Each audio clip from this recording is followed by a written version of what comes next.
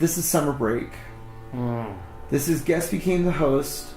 This is summer break unraveling. We're still unraveling. I am thoroughly medicated. Yeah, so... It is so fake.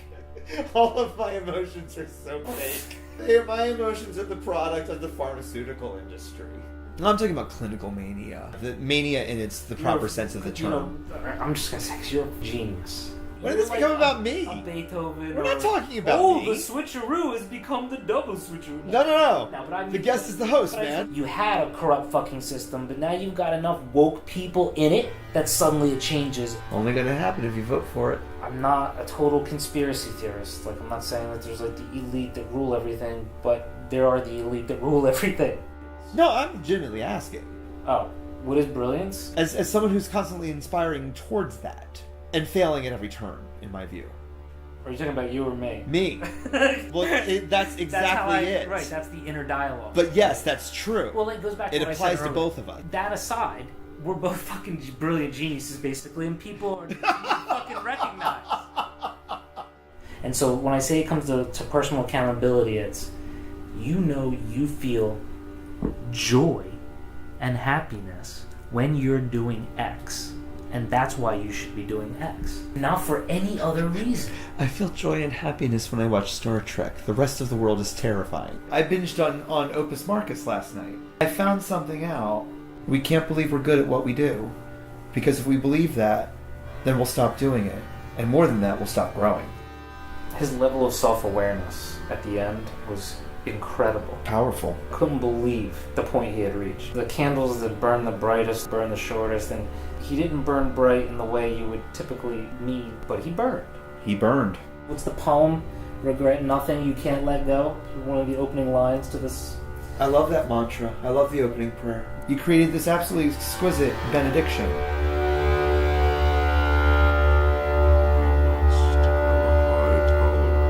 We must have a high tolerance for chaos. Learn to embrace the flow. Forgive all that we can't forget. Regret nothing we can't let go. For despite what we have learned, infinitely more we do not know. So let us tune our frequency until new vibrations grow. Let's pretend that it never ends. And now, it's time to start the show.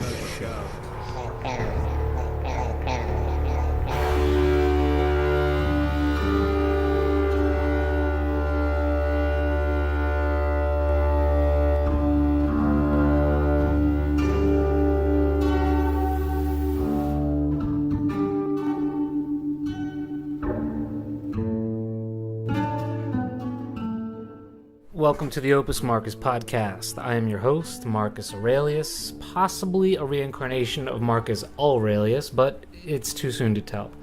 You are the audience, assuming that I even have an audience, and my guest for episode 29 is Kevin Cummines, who was also my guest on episode 3. Those of you who listened to that episode unanimously commended Kevin on his dynamic and engaging conversational skills. For this episode, I wanted to get more personal with Kevin, but it seems he had another agenda, namely flipping the script and getting personal with me. I don't often do these pre-show monologues, but since we're about to dive deep into my soul, here are a couple observations I made while editing. Number 1, I say like and fuck way too much. Number 2, I can too easily stray into a negative way of seeing things. All I can say is these points have been noted and filed under needs improvement. I even debated whether or not to even put this one out, but we are long past hiding who we are these days, aren't we? Therefore, staying true to the spirit of this podcast, here are two old friends being cathartically honest with each other and inviting you to find the silver lining in this partly cloudy conversation. I've interspersed a couple of original songs by Kevin and encourage you to visit kevincummines.com and explore the rest of his brilliant compositions. Why don't we kick it off with one of those songs right now? Ever and ever and over, my friend, it's the the end of the start, starting again. Pastoral fancies and scars that won't mend. It's a fine day to whatever. Ever and ever and always on side, sitting alone in a sea of old sighs, citing a song in a silence of lies. It's a fine day to whatever. Whatever and ever and over again. Goodbye is a moment that blood will portend, tasting metallic and ready to lend. Whatever and ever and started again. Forever is ever another assault, taking 10 lifetimes to cover the loss. Wouldn't it be nice to fall down in an end? Whatever, forever and over, amen.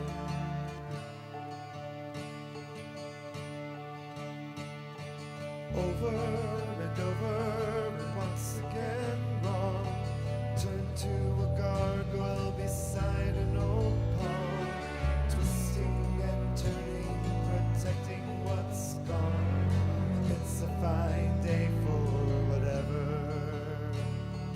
Ever and over and all of it lost. Bargain another hour only at cost.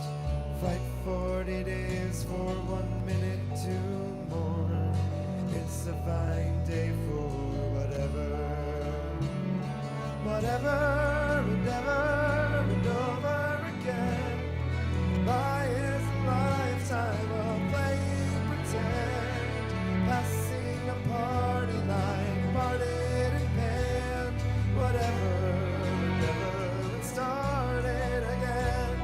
Forever is ever another aside, carelessly tumbling around in this time. Wouldn't it be nice to fall down in an end? Whatever, forever and over, amen.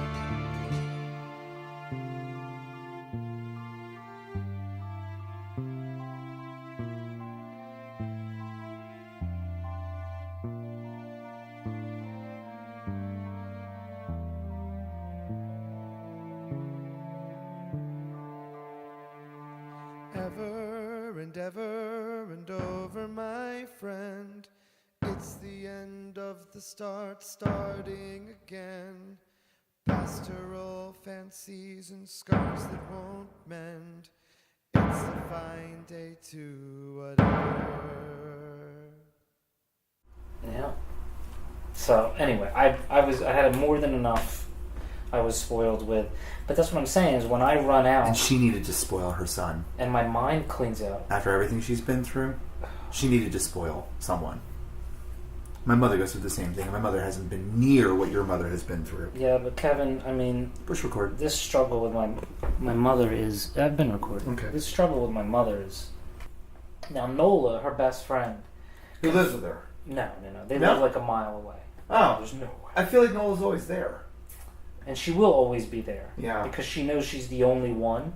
Yeah. Her favorite comment to my mom was, "Maria, I'm your friend by default." Well, that reminds me of something I wanted to point out to you at some point. The way you and your mom speak to each other, the way people in my family speak to each other. Oh, it's completely different. Completely different, but there's something you have on all of us. You and your mom can apologize to each other sincerely. That's true. You say "I'm sorry" to each other, and you mean it when you say it. None of us can apologize to each other. The few times we've done it, we didn't mean it. In my family, no one apologizes to each other. See, that's weird to me. People also don't say "I love you" very easily. That's weird to me, too. Yeah. First time Mom said it to me in my memory wasn't until I was 19 years old, and that was because I accused her of hating me because I was gay and things were going crazy in my family. Which is, a whole other early ancient history of, the stunted growth of a gay teenager. But that wasp sensibility of not being able to apologize, as aggressive as you two are at each other, as everyone in your family always was, as you were raised to be, as is natural in your heritage, as is part of your culture for 500, 600, 800, 1,000, 2,000 years of Roman history before Italy became, right. Blah, blah, blah. This is all part of that. But at the same time, that wasp closeness of us where we don't speak aggressively at each other, we also don't apologize. Right. And when I hear you and your mom apologize to each other, I think there's a richness to your relationship that people in my heritage can't ever know. But that richness also opens a vulnerability where you do get aggressive with each other. Oh, listen. And it's part of the heritage. Is it stress, or does she need to be seeing a neurologist again? I think she needs to at least be seeing a grief counselor. Oh, Lord, yeah. And she promised me she would, and she hasn't. So... Well, there's a philosophy of grief counseling that says you shouldn't even start it until it's been a year. Did you tell me that the first time? Were you... I might have. I think you mentioned this. Probably. You have to go through every day that or a holiday, full cycle, a full cycle of without of the routine without them before you can start to process what life actually is without them, and that generally corresponds to like spousal grief. Okay. Because there's an intimacy there that on a daily basis is like lost. she said, she just got used to living without a spouse. Yeah. Right? Like became at peace with that, and then she loses her son, who, I mean, you could argue that we have a codependent relationship in some way. Oh, those two did. They had codependent. So not only did she lose her husband, but she lost the son to which she had this deeply codependent relationship with since as long as I can remember. He was the youngest son. That's a younger son is going to have that with as the youngest and the son of my family. The youngest son is going to have that with the mother. That's part of it. And another part of it is Michael was Michael. That's true. Michael always needed a little bit more. I don't blame her in any way, shape, or form. You know what I mean? Like, I understand. Yeah. Depression and isolation and leave me the fuck alone. And if I want to eat the ice cream at 1:30 in the morning, I'm 70 years old. I have a right to do it. I get all that. But when I look and I see somebody whose entire lifestyle is just reinforcing the negative, it scares me. Well, and then it's cyclical. It self-feeds itself. That depression, the television, the isolation, the ice cream, it just keeps feeding itself. Right, and I'm like, get out to the beach. I told her what Devin said when we were swimming in the Gulf Coast. She goes, how come Aunt Maria doesn't come to the beach? I said, that's a good question. You should ask her. Because you had this whole dream of coming down here and living near the shore. And just because you've lost your husband or your son, you're here now. So how do you want to go out? How do you want to live? How do you want to live? She's not ready to answer that question. She's in no position to answer that question. Which is why, and I can't be there to even navigate that for her, which is why I said what she needs, other than Nola, because Nola can't take this burden either, is somebody who is being paid. She needs a counselor. Right, and there's one that is literally down the street. Because of where she lives. Yes. So I got her to oh, it's 333. Check it out. It's 333. Angel number is 333. I'm not going to look it up right now because that'll derail the conversation. I like those on the podcast, by the way. I like when you interrupt yourself on the podcast. Thank you. I enjoy that. I guess I should ask you because... We shouldn't get lost in the podcast right now. We should stay on the stream we're on. You think so? I do. All right. I'd like to come back to your analysis of that, but you're right. Anyway, her first appointment with the grief counselor, if she keeps it, and I'm going to have to remind her to keep it, is Monday the 30th? Do I need to call her? Imagine a phone call from me to remind her. It's Monday the 30th. I think if I called her, she'd actually do it. I think you're absolutely right. That makes a lot of logical sense. Is this what we're going to do now? I'm going to parent your mother and you're going to parent mine? I don't know if I... What can I do to parent yours? Oh, so many things.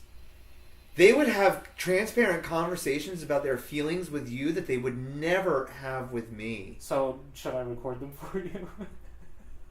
I'm almost afraid to listen. This will be off the record. Yeah, I don't care. Well, I got an idea. Yeah.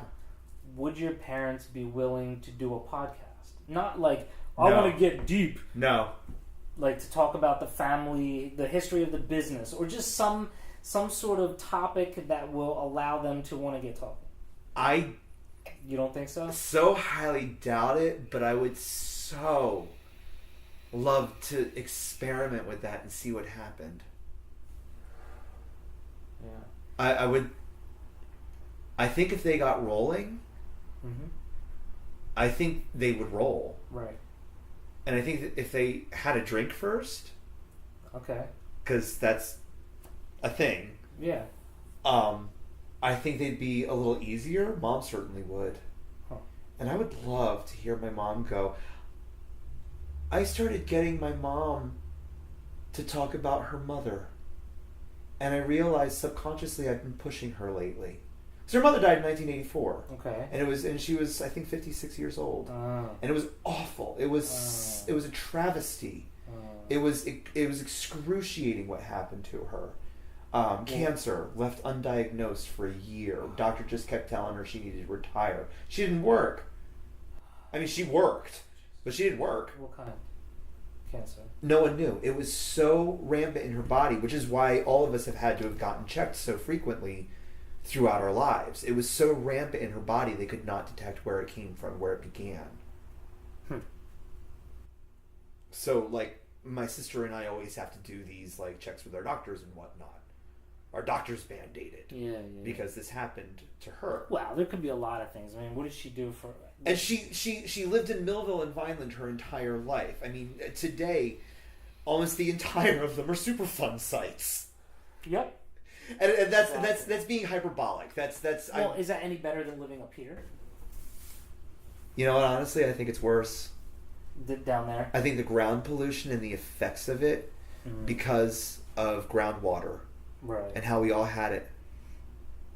We all had it growing up. You're right. Groundwater. You're right. You guys didn't, but we did. Because we were out there.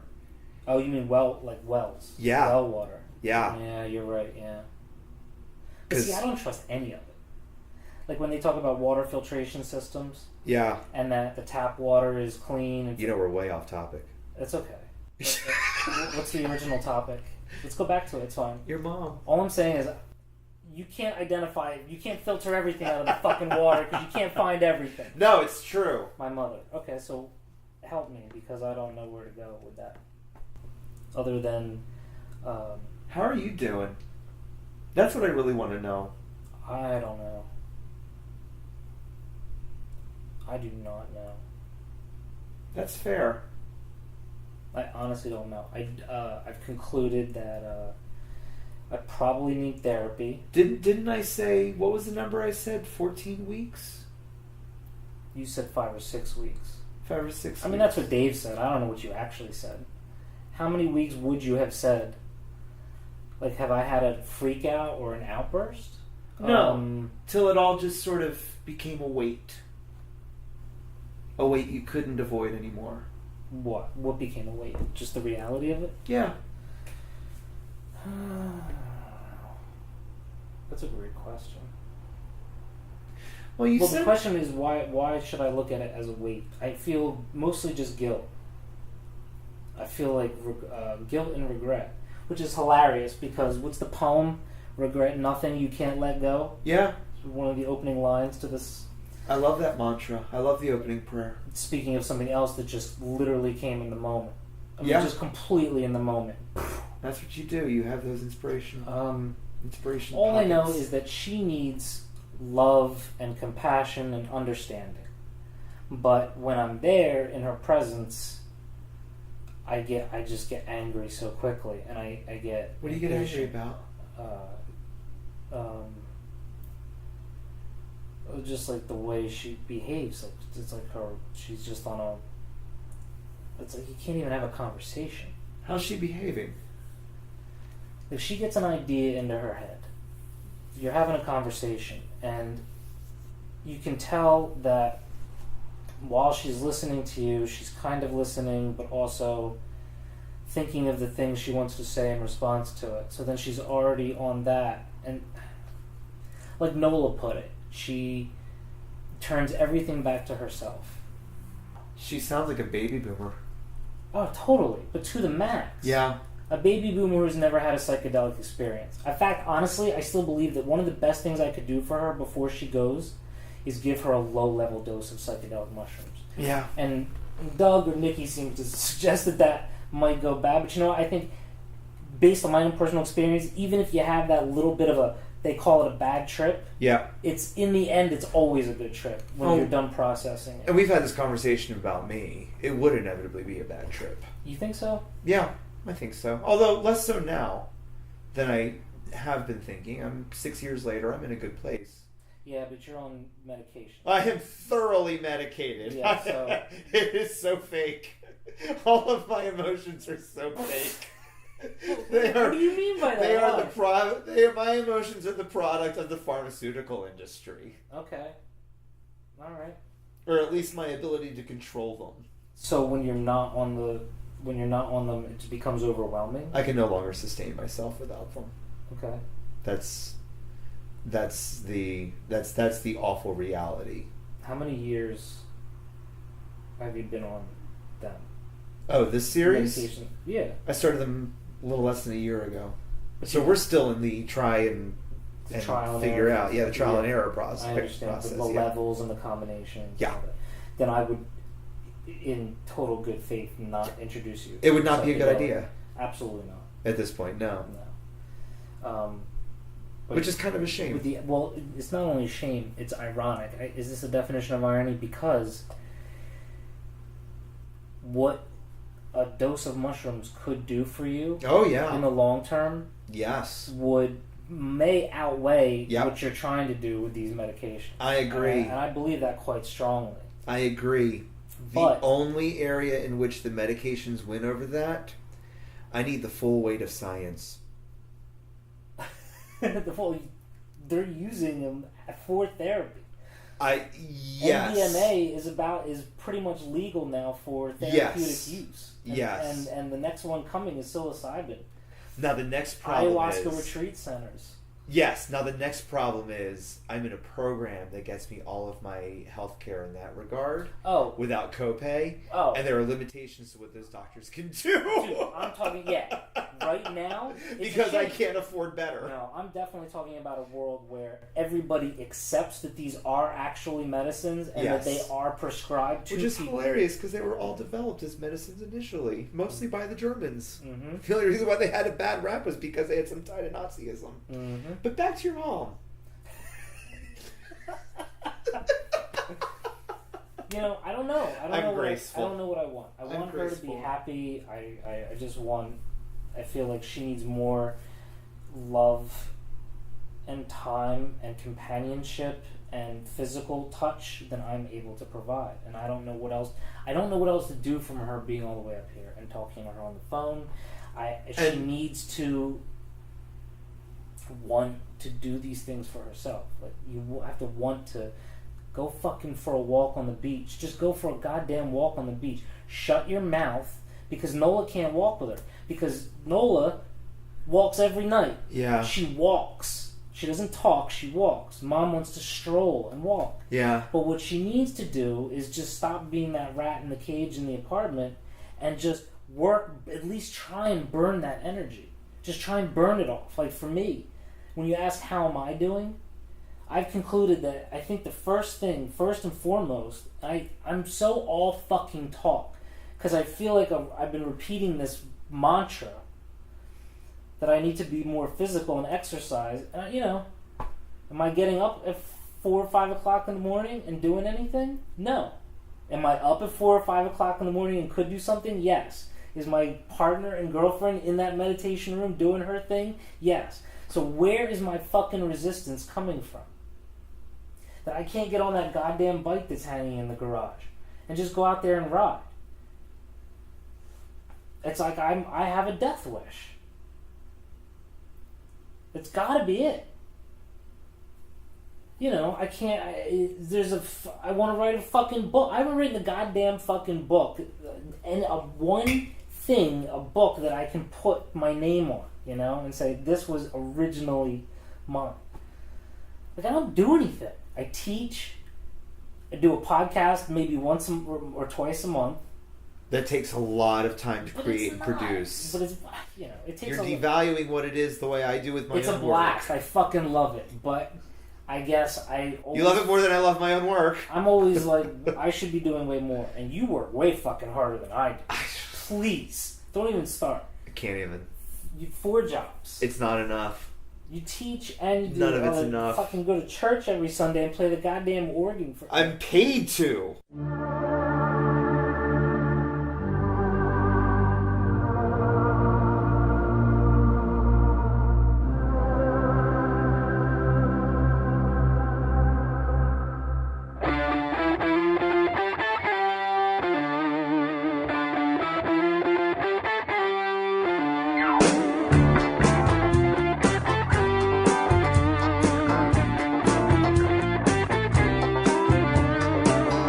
Time to time, like refusal to the child inside. By and by, another piece of me is dying. Why, oh why, must vengeance be my one obsession? When I just wanna be left alone. But again, as I contemplate my own damnation,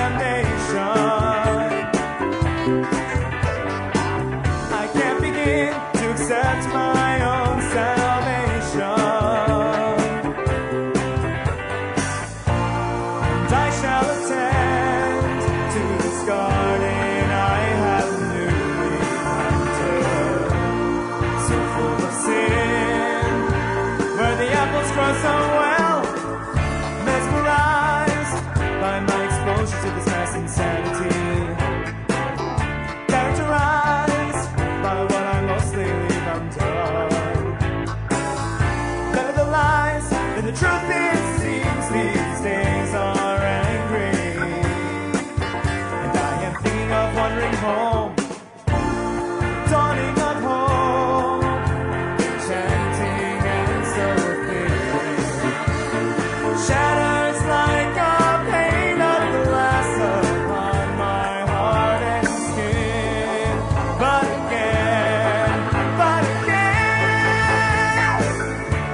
again, as I contemplate my own damnation, I can't begin to accept my own salvation, and I shall attend to this garden I have newly planted, so full of sin, where the apples grow so well.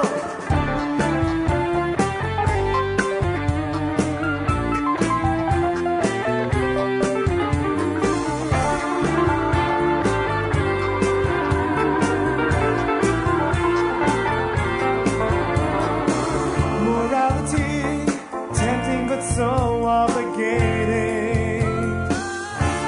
It's hard to see through all this light and sound. Screaming, please God, don't make me one more martyr.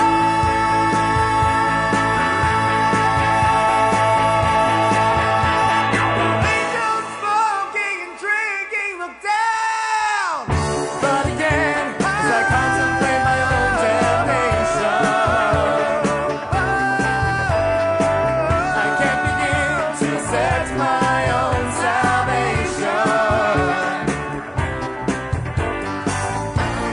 and I shall attend to this garden I have newly planted, so full of sin, where the apples grow so well. But again, as I contemplate my own damnation, I can't begin to accept my own salvation, and I shall attend to this garden I have newly planted, so full of sin, where the apples grow so well. Yeah, I don't Are you recording know. now? She wanted her and her husband In Florida. Together in Florida. And why not? That's where they live now.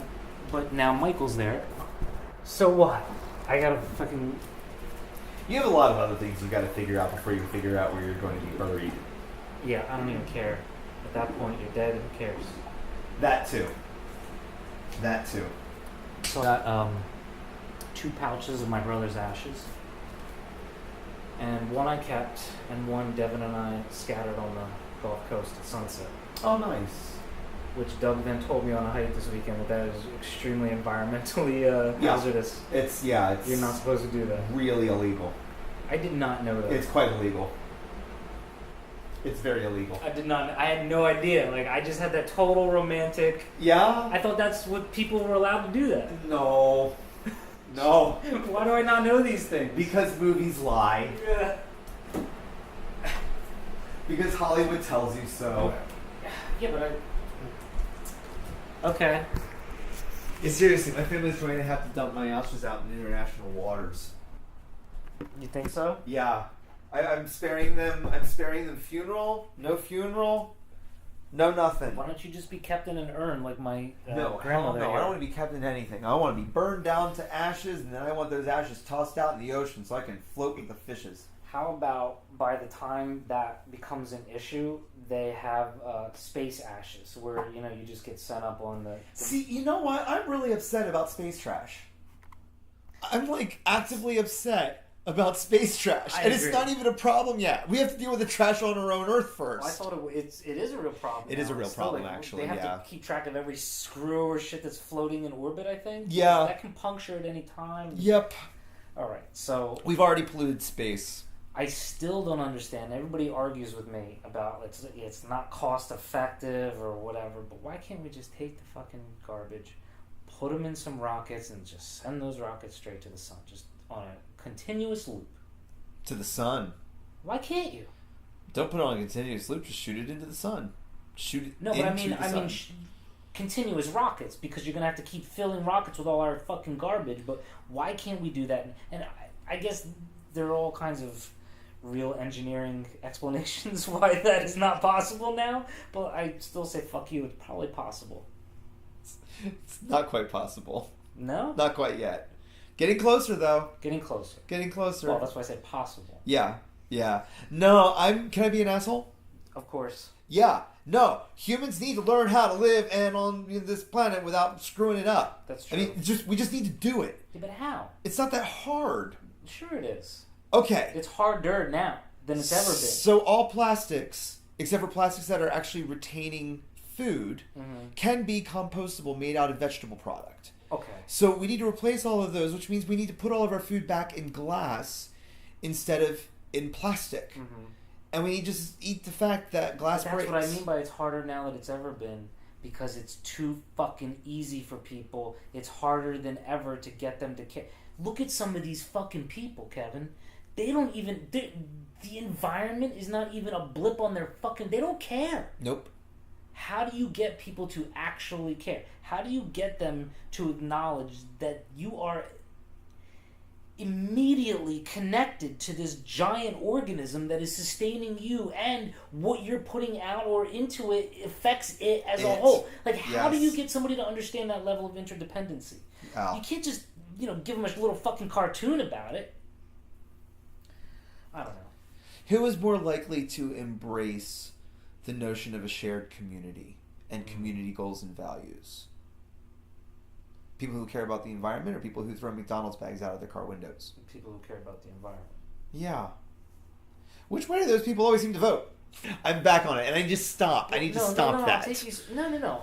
I will accept that there. I need to stop that. No, but maybe it's true. Maybe it's true that if we're stuck with this system the way it is, and that voting really does count in some larger sense, where you vote for that representative and they actually do what they say they're going to do. But I just feel that the system itself is so corrupt that just by very nature of them getting into that power structure, I guess if you had a movement, right, where you, like you said, like you change the minds, you really get people to actually put in there woke people. You really vote in, on a mass scale, woke people. And those woke people slowly make their way up. And then the old ones die off, and suddenly, before you know it, you had a corrupt fucking system, but now you've got enough woke people in it that suddenly it changes, and so then you have a positive tide. I am optimistic in that respect, I guess. But the system itself... Only going to happen if you vote for it. But it's the voting. I'm not a total conspiracy theorist. Like, I'm not saying that there's like the elite that rule everything, but there are the elite that rule everything. And no matter what we peons vote, it doesn't ultimately... Look at the corporations. Are they affected in the long term by what president we have or what's going on with our fucking government in the long term? Are they really in danger now? No, the corporations practically run everything.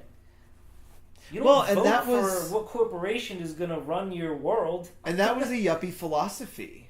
That was the philosophy of Anita Bryant and people like her who felt, or especially, I'm blanking on her name, the singer, Linda Ronstadt, I believe, who distinctly felt that ExxonMobil, which wasn't ExxonMobil back then, but was far more qualified to determine who should govern the countries than she should as a citizen. That was a whole philosophy of a generation. The same generation as your mother. Wow. Except your mother was on the opposite side. Wow. Your mother was on the Liberal Democrat side. Right.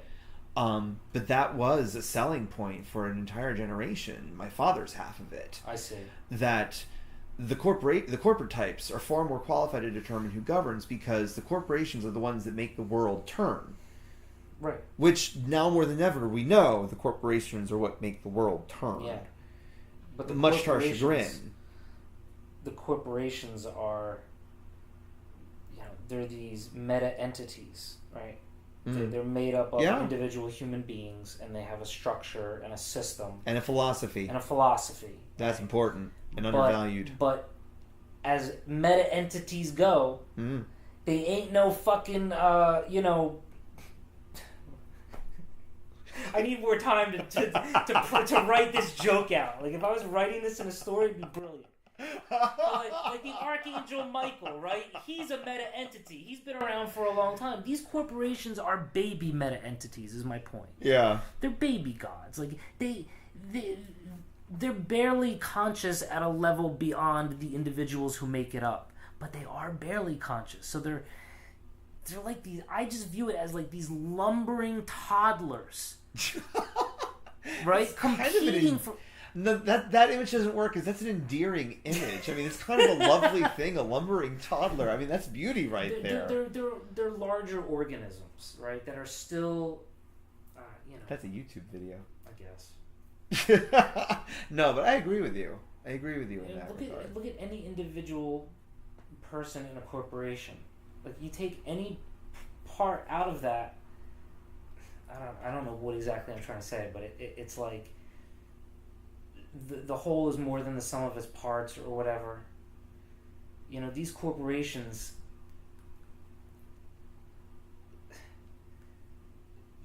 they're organisms. Like AT&T and Sprint and Verizon. Like, whoever buys up who, like, the entity remains. I don't know how else to put it other than that, because I feel like I'm just going. But it's almost like we're being pulled by it rather than we are the ones navigating it. Well, it's always a push and pull between private corporations, entities, and public systems. By virtue of being a teacher, you've committed yourself to working within a public system that is run like a private system. Because that's the model, right? That goes back to what you said. Like, that's the model. And in that regard, you and I are both therefore hybrids. Yeah. Because I, on the one hand, work within public institutions. On the other hand, I work a lot within private institutions and do my own work as an independent employee of my own self. A small business owner, God help me. And so, at the same time, I have this weird hybrid world because my family itself has a corporation. And it always feels like that's on the margin. It always feels like the profit margins are tight. Like we're really rubbing up against the economy. And it never feels solid and stable. Even though it is. And I think there's a way of running a world, let's say. Okay. Whatever that means, a community or corporation, however you want to phrase it, where constantly believing that something that is stable is unstable keeps you on your toes well enough to keep it stable. Yeah, I agree. Stability requires anxiety, in other words. Completely agree. Which is so awful, because don't we all just want to not have a day filled with anxiety? No, but you have to be constantly aware every moment. That's the point. And so many people aren't. Right. How do they survive? The corporations take care of them. I don't understand that. And then they poison them so they die off early and keep the numbers down. And I'm being the. I'm trying to get off negative... carbs. I'm trying to get off carbs here. I am. I'm really trying to do it. No more processed food. It's no not more even corporate food. and it's not even that I believe that that it's not this like totally conscious evil intent. It's just that you have people that don't give a fuck. You know, they view it as like their ego. That's my life. They don't sense, and that's their reality. Aren't they the happy people, though? It goes back to no. They're the happy ones. No. They're all so much happier than I am. But because they're just short term. I think. Nah. I don't know. I don't know about that. Those people seem happy. I don't know about that. It depends on the fucking person. Is nobody happy? How they find their balance. I was just about to ask that, and then I thought to myself, that's a ridiculous question. No, I'm asking. Is nobody happy? Is nobody happy? Because I actually think nobody's really happy. I think everybody thinks everyone else is happier than they are. But here's my question. What is happy, and why is it so fucking important? Why is sustained, unbroken happiness the goal if... More than likely, given the fact that our consciousness and our brains are interpreting... How fucking unlikely is it that you're going to have sustained fucking happiness in every goddamn moment? You're not. This reminds me of something I wanted to tell you about. So what is this happiness? But go ahead. Exactly that. Yeah. What is this happiness? So my buddy Rich, another wonderful person who is the opposite side of the coin of me, bipolar manic. Okay. He just performed 2 nights of his one-man show about this incredible, and I mean that in its most honest sense, incredible mania that he experienced that resulted in his car burning up into nothing and him being second-degree burns on the right side of his body because he was trying to save the Jews from the Holocaust. Holy shit. It was an incredible time to sort of be present for that, and I was sort of present at a distance but very aware of all that was going on, and Rich and I are friends, and it's sort of a little bit more distant from the way I've been present with you through Michael. Yes.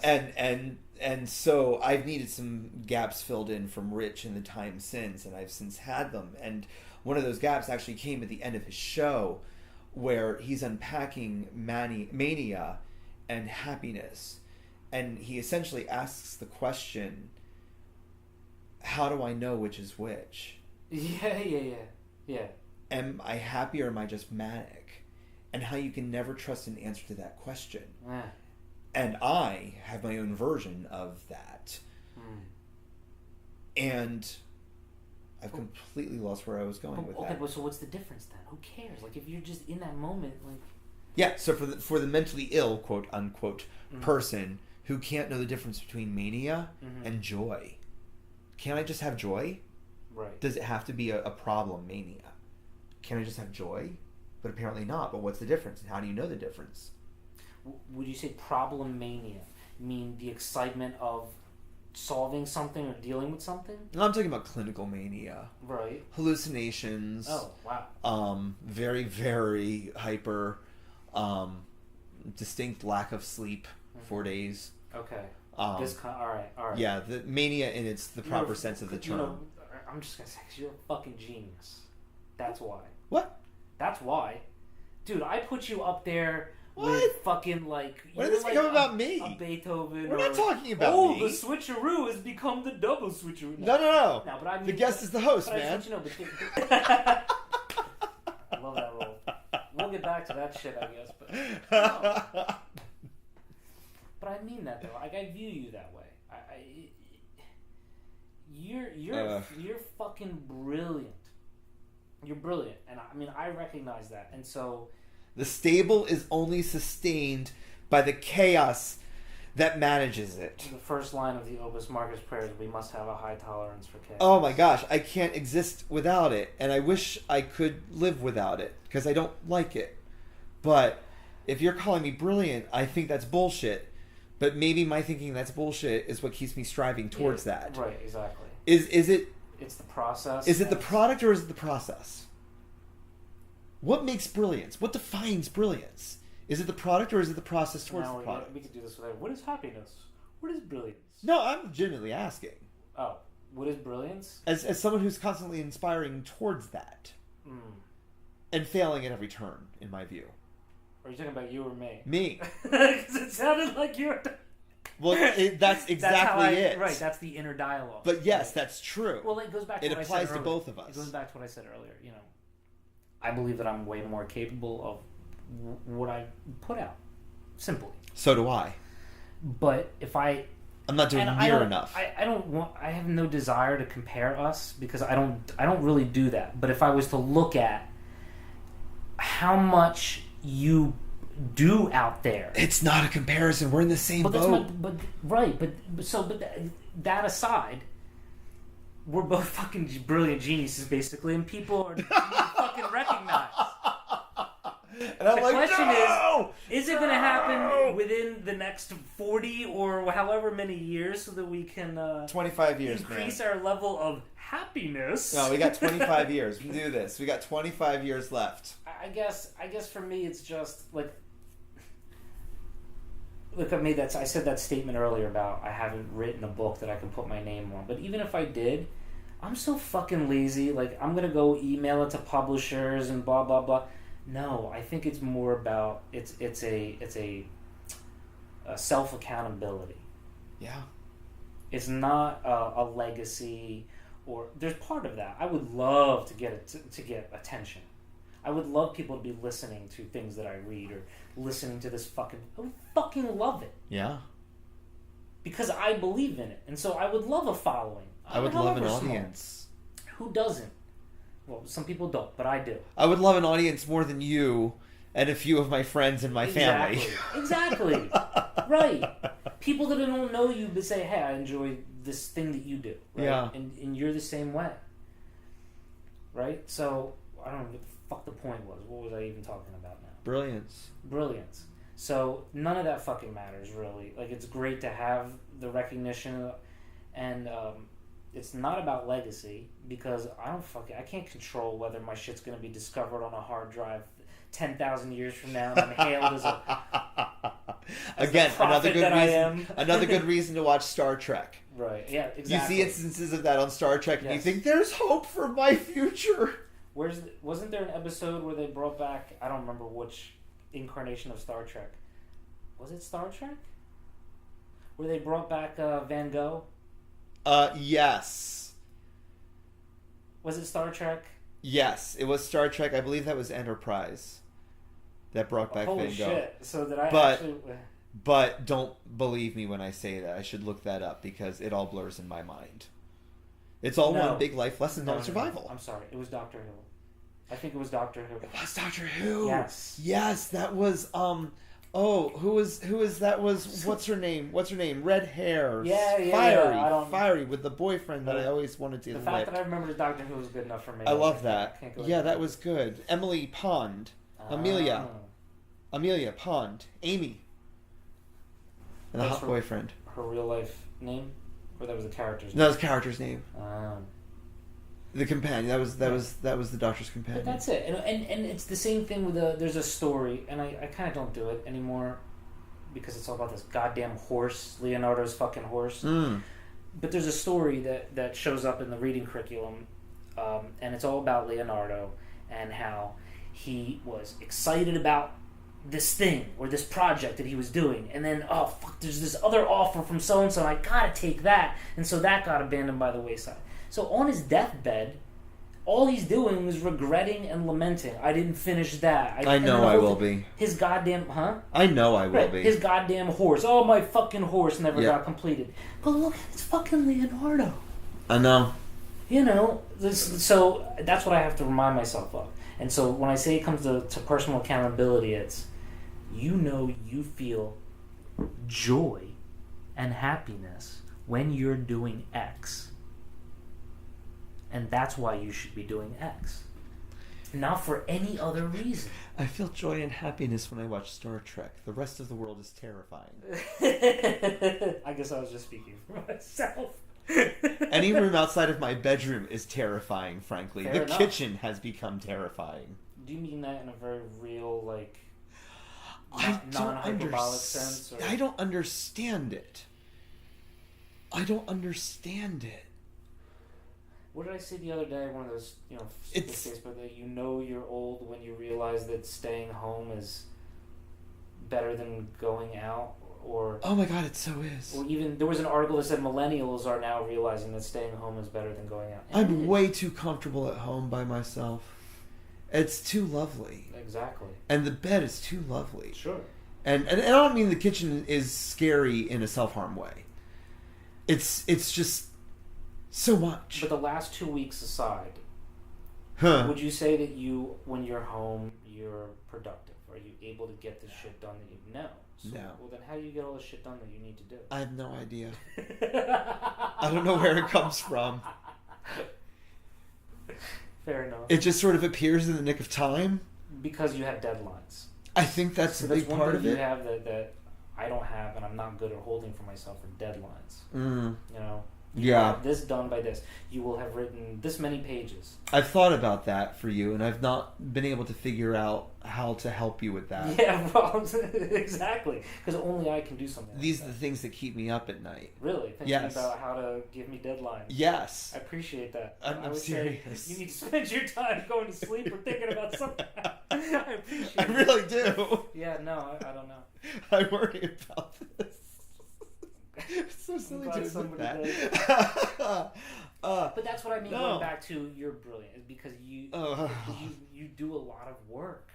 You do a lot of work. You produce a lot, and it's music can fucking get me started. I'm capable of doing so much more. I don't use my time well enough. But who does? It bothers me.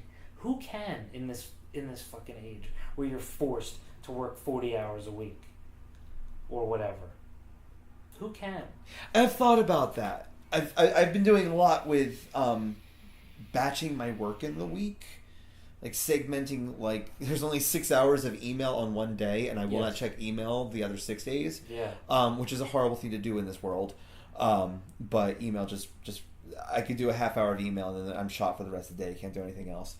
And I've thought about this, and I've thought about what does it take to actually do my craft. If I were to practice everything that I do every day. Right. And let's do bare minimums. Okay, so a half hour a day exercising my voice. Right. And an hour a day exercising the keyboard. That's an hour and a half. And then a half hour a day exercising the trombone. Just, to keep that sharp because I can use that now and then. So that's 2 hours a day. Okay. And 2 hours of writing a day, minimum. Right. It should be 4. It should be 4, exactly. But we're already at 2 hours in the day. And I gotta be in bed at 9:30 and I'm up at 4:30. But continue. Yep. So I need 2 hours to write. No, I can't do that. It has to be 3. Mm-hmm. So that's now 5 hours of my day just on my craft. Right. Now, I really need to sleep 9 hours a night. Absolutely. I really do. Absolutely. It's very important. It's the most important. And my body is not allowing me to wake up without that anymore. Mm-hmm. So that leaves 15 hours in a day? 14. 14 hours in a day? No, 9 hours. 10 hours because you said it was you need 9 hours to sleep. Hold on. Oh, yeah. So that leaves 15 hours in the day. And then 5 hours for my craft. So 10 hours left. So that's 10 hours left. And it takes me about an hour and a half to 2 hours to get ready for the day in the morning. Uh-huh. So that makes it 8 hours. I have 8 hours left to get to work, and leave work, which luckily I don't have an 8-hour job type of job situation. Right. But that's all I have left in a day for the jobs that pay my bills. Yes. That's actually not enough time to do the jobs that pay my bills. I need about 10 hours a day for that. Right. Now, we haven't even factored in here exercise. Uh-huh. Like, okay, so let's say minimum an hour of exercise. Now I'm getting 6 hours of sleep a night. Can't function on that. So I'm realizing I have a deficit of time. I haven't even factored in detox time. You talk about batching, though. Are there things that I can haven't be batched even talked about when to do that. and things that can't be batched? It would have to detract from time spent on my craft. Right. Writing time. Well, it always ends up It being always that, does. doesn't it? It always does. Because you look at your life and you go, well, that's more of a priority. Uh-huh. And for me, it's like, well, Nikki or Devin or what, dinner, I have to make dinner. Yep. And don't get me wrong, like, I'm given time. So that's the other thing. It's not a lot, but what time I can be given, because she's also passionate and working on her craft. Yes. And fucking kicking it way more than I am. Oh, Like, she's a killer. She's unbelievable. It's amazing. It's absolutely amazing. She uses her time fucking well. And I'm so jealous of you that. And I'm not actually jealous. It's I inspiring, wish but I it's could be that. infuriating at the same time. I wish I could be that. Yeah. If I could be like that, I can't imagine what I could accomplish. I could actually finish something. Right. I mean, instead of, like you said, exercise, you need a half an hour a day. What if it was just 15 minutes? What if you just... See, I don't know. I can't say anything because I don't block my time efficiently either. But Yeah. I could be up at 4 o'clock in the morning and I could be meditating instead of checking Google. I don't see how you could meditate after waking up. I would fall right back asleep. Or do a morning meditation where it's like a chant based. Oh, okay. So chant based would be, you just Occupied. hold the position, like sock kriya, you do that for 3 minutes. Holy shit. This is the thing. That's the other thing, is like all the tools are out there. Simple tools. Tools that don't require, I have to do this every day. But there are tools that can be, how do I put this? That are available in every moment. So if I'm not feeling well or depressed, I have the tools that will take me out of it immediately. So why would I not? I have the tools that would put me in a creative flow state. Meditation and yoga do that. Yeah, I need to study that so badly. Everybody does. But it's amazing how much space it creates. There's something else I left out of the day. Room for grief. Yeah, see, that to me, that's taken care of through exercise. Okay. Which is why... Which you're not doing. No. No, I'm not. See how easily the honest answer flows out? I'm glad it does. You know. I'm glad it does. Because I'm fucking there. I don't know why. I don't know if I'm just lazy or have a deep self-conscious, self-destructive wish like my brother or my father before me or any other family. I don't know why it's so hard for me to get. There's so much resistance. I don't get it. Why both of us? Well, yeah. Why are we both stuck? Because that's the question. Are we stuck? Are we stuck, or we just really don't have the time to devote? I don't know. Because I look at like somebody like Robert Anton Wilson. Robert Anton Wilson wrote a ton of fucking books.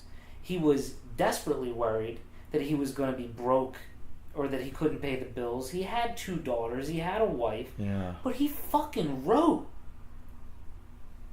Look at any of these people. They write. That's what they do because that's what they do. What is it that you want to be doing? What do you really want to be doing? Oh, college professor. College professor and writing at my own pace. Knowing that the bills are paid, students are taught, because that's important to me. Mm-hmm. And my craft is being supported through my being a professor. Okay. I want to go back to the bills are paid. It's my ideal. Well, I want to go back to the bills are paid. Yeah. Because everything else is a house of cards unless the bills are paid, right? That's the practical reality. It's true. So, and again, it's placing external blame, but I always go back to this podcast where the guy was like, we're so fucking hard on ourselves, but when you look at the socioeconomic system, when you look at how fucked we actually are, that we shouldn't be so hard on ourselves.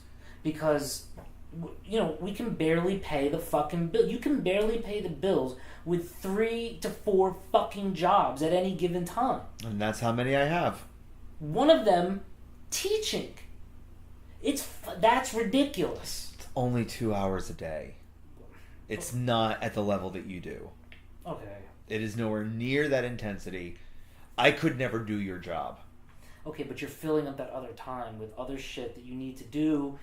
Not that you're not getting something out of it or it's not rewarding in some way, but you're ultimately doing it to pay the bills, and what you really, really want to be doing has to get put on the back burner or whatever, right? I'm lucky that the work I do is nurturing, but the work I want to do, the creating I want to do, that is where the most opportunity really is for me to grow. And unfortunately, that is what takes a back seat to the work that keeps the bills paid. So is that the difference between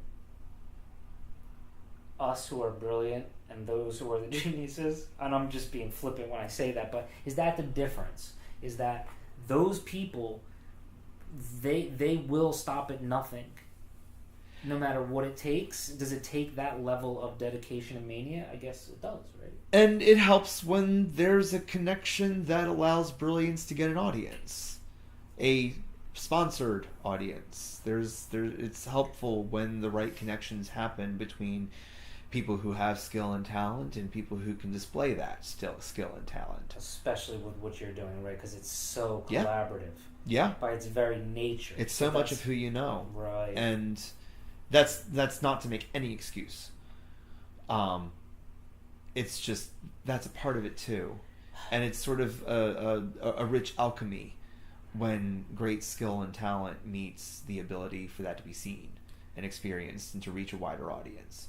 And it's all about what cuts through the din. It's all about what cuts through the noise and shines a little brighter than everyone and everything else. And it's hard to figure out how to be that. I'm trying to follow what you mean by that. It cuts through the din. What cuts through the din? Maybe I'm just too expanded. One's essential skill as compared to everyone else with the same essential skill. Okay. One's exercise of that skill, if you will. Yes. Speaking very clinically, aren't I? No, it's like this. It's like, no, but that helps me understand, because which is like, well, everybody can have a fucking podcast, and many people do, but how many people are, as you said, cutting through the din? Yeah. I love that phrase. D-I-N, din. Yes, I No, it's a hard word for me to say. Din. Din. Din. It's I'd rather say den. Yeah. It's a lazy South Jersey accent. Like buried. Buried. I was always told we elongate our O's. I'm going home, no Home. O's. Going home. Yeah. That's part of it. Philly too, same thing. Yeah. It's interesting to me that Michael has much more of a Philadelphia accent. Oh, listening to him? Yeah. Yeah. Jesus, that's where we originally started this segment with you were listening to those 3 episodes in a row. Yes. You're right. The Christmas episode I did just my own shit, my grandmother. Yeah. Telling the backstory. And then there was Devin. Yeah. And then there was Michael. Yeah. They were a good triptych for the holidays. Oh, God. Everyone loves a good triptych for the holidays. Let's go high Roman Catholic there. Who would have thunk it? You did. You thunk it. Number 16, 17, and 18. They were all part of a package. They were all from the same moment in your life. I'm sorry, because my mind's jumping all over the place. I went back to me, but I kind of wanted to stay on what you were saying before about the collaboration with other people. And which is the best part of the work. Right, and it's a part that I acknowledge. I don't, I've often been told, well, you should join this group, or, back in the day we'd do like writing workshops, which were really cool. But, and we talked about how just getting out the door and staying home is so comfortable, and, how we should do a book club. Yeah. But there are book clubs out, those kinds of things. Like, I am not see, Nikki's a person who seeks out the community, who makes those connections. I, for whatever history, whatever made me like that, because I've always been the guy behind the computer in his office doing his own imaginary world. Collaborative things have traditionally not worked out well. Well, your craft doesn't lend itself to collaboration, whereas my craft doesn't exist without it. That's true. And like I said, it's the best part of the craft, of the work, is the collaborative parts. It's the best part is working with other artists. It's my favorite part of everything that I get to do. It's so way and above more interesting than any other part of creating music. And I think I am very lucky that is inherent to my craft, because otherwise I would never leave my house. Right. I'm like you. I would never leave my house if I didn't have to. Yeah. And I would rue not being out in the world, but I wouldn't have the guts to do it. But see, this is what I mean by you're brilliant. Because this is what I mean. Because It's scary out there. what I've done, I used to be that, like, as a kid, like with the neighborhood. I created their worlds. I gave them their roles. I did all of that for them, right? Yeah. But you're doing that now. You're creating performance pieces, music, where all these people are, and you're making that happen. You're doing that in the real world. Because of the generosity of others. That's what it's about, right? I am lucky that I've been parts of programs that have fiscally sponsored the development of these works. I see, right. I did not manifest this in a capitalistic way. I did not. I was lucky that I was picked up to work with people that I was invited to, and the opportunity was given to me. And each project is a little different that way. Were you lucky, or were you just right time, right place? Or just awareness enough to make it happen? And that's the magic alchemy. Yeah. Like, all of those things have to click at the same exact time for an opportunity to level itself up to a new audience, to a larger... But that's the uncertainty of the craft as well, because, again... And there's a million misses right. between hits. Right. A million misses. So then... And they all hurt. What if we had universal basic income? What if the bills were taken care of? What if we actually lived in a world, and I'm going to visualize this world because I do believe that we will create this reality. I have to. A world where you can be truly free. Americans have prophesied this since the founding of this country. Exactly. That's the irony. Is some of our more important Americans. But it's more than America. It's Yeah. It's the human species. Every single person, by birthright, will be born into that. Star Trek, Replicators, Paradise, Want for Nothing. But not, yeah, but there's still conflict and drama and all that. But where there's a certain basic level of freedom and creative autonomy that one can legitimately choose to make that their life path. I can answer that.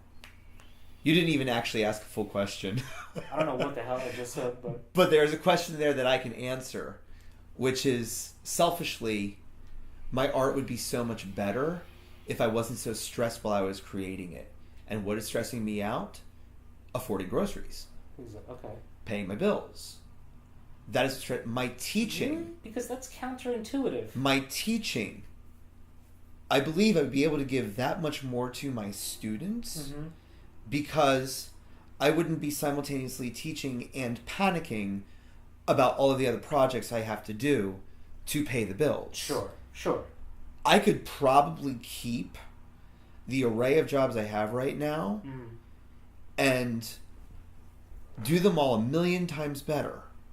It's a very hyperbolic thing to say, but... No, I'm with you. I could do them all remarkably better if I had an extra $200 a month to pay for the groceries. Right. I would actually be free. Right. Now, okay. Do I believe in basic universal income? I'm not sure yet. I'm not sure yet either, but would we be? Like, we think, if I just had that... There was the study that was done, blah, blah, blah, blah, blah. I can't remember. Like, I heard it on a podcast, and so take it for what it is. We've heard so much. But you reach... But they apparently did some study where of a happiness index.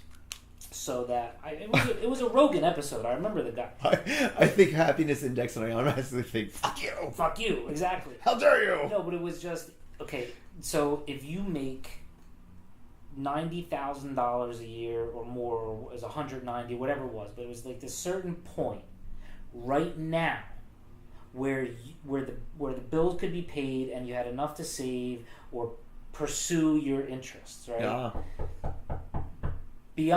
Beyond that, that's our signal. Come on over. Beyond that, happiness does not increase. Whatever they were using as to measure what they considered happiness did not increase in any way, shape, or form, no matter how much more you made. I can't imagine that. Beyond 190,000, your overall happiness did not increase, even if you made $1 million. Well, I could see excess being disheartening. Because it just becomes this plateau point. Miss Devon. Hello. Hello, darling. What's up? You're hungry. I know it. I was just about to come, and you know what else is funny? A text message came in, and do you know what the text message said? It's like your mama was reading the vibe. Look what she said. Can you make sure Dev is not hungry? All right, let's get you some food.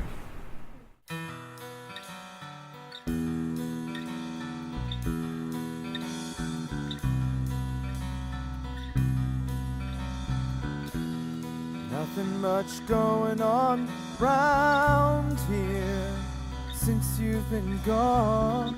I played a bit too hard, wrote a few songs, I went wrong.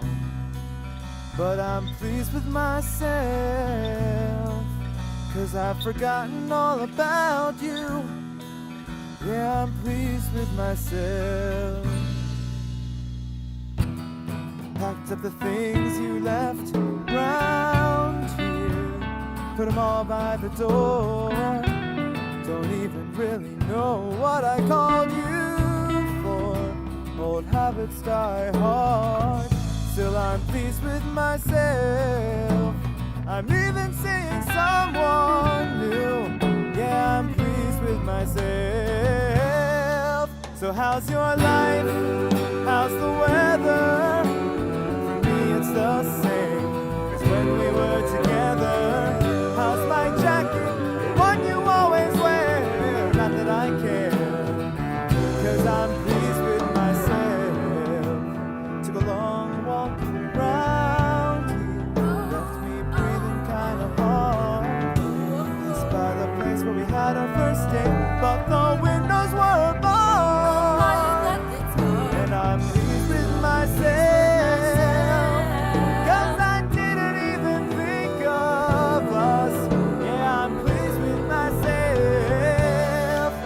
How's the city?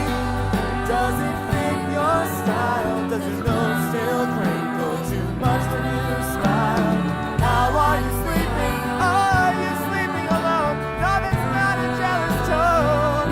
I'm so pleased with myself. It's all in the past now. The way my heart used to beat so fast now. It's all unremembered. It's all passé. I'm so independent.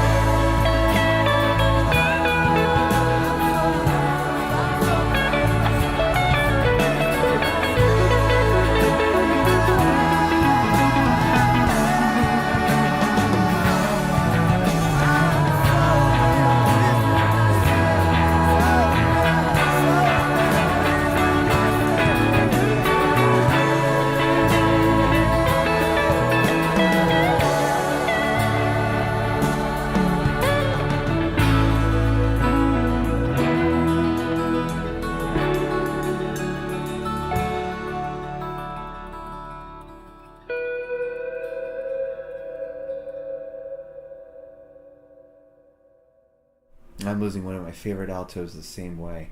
She just put her house on the market like the other week, and it's just like, oh, the choir is dwindling. The choir is dwindling. Not getting new members.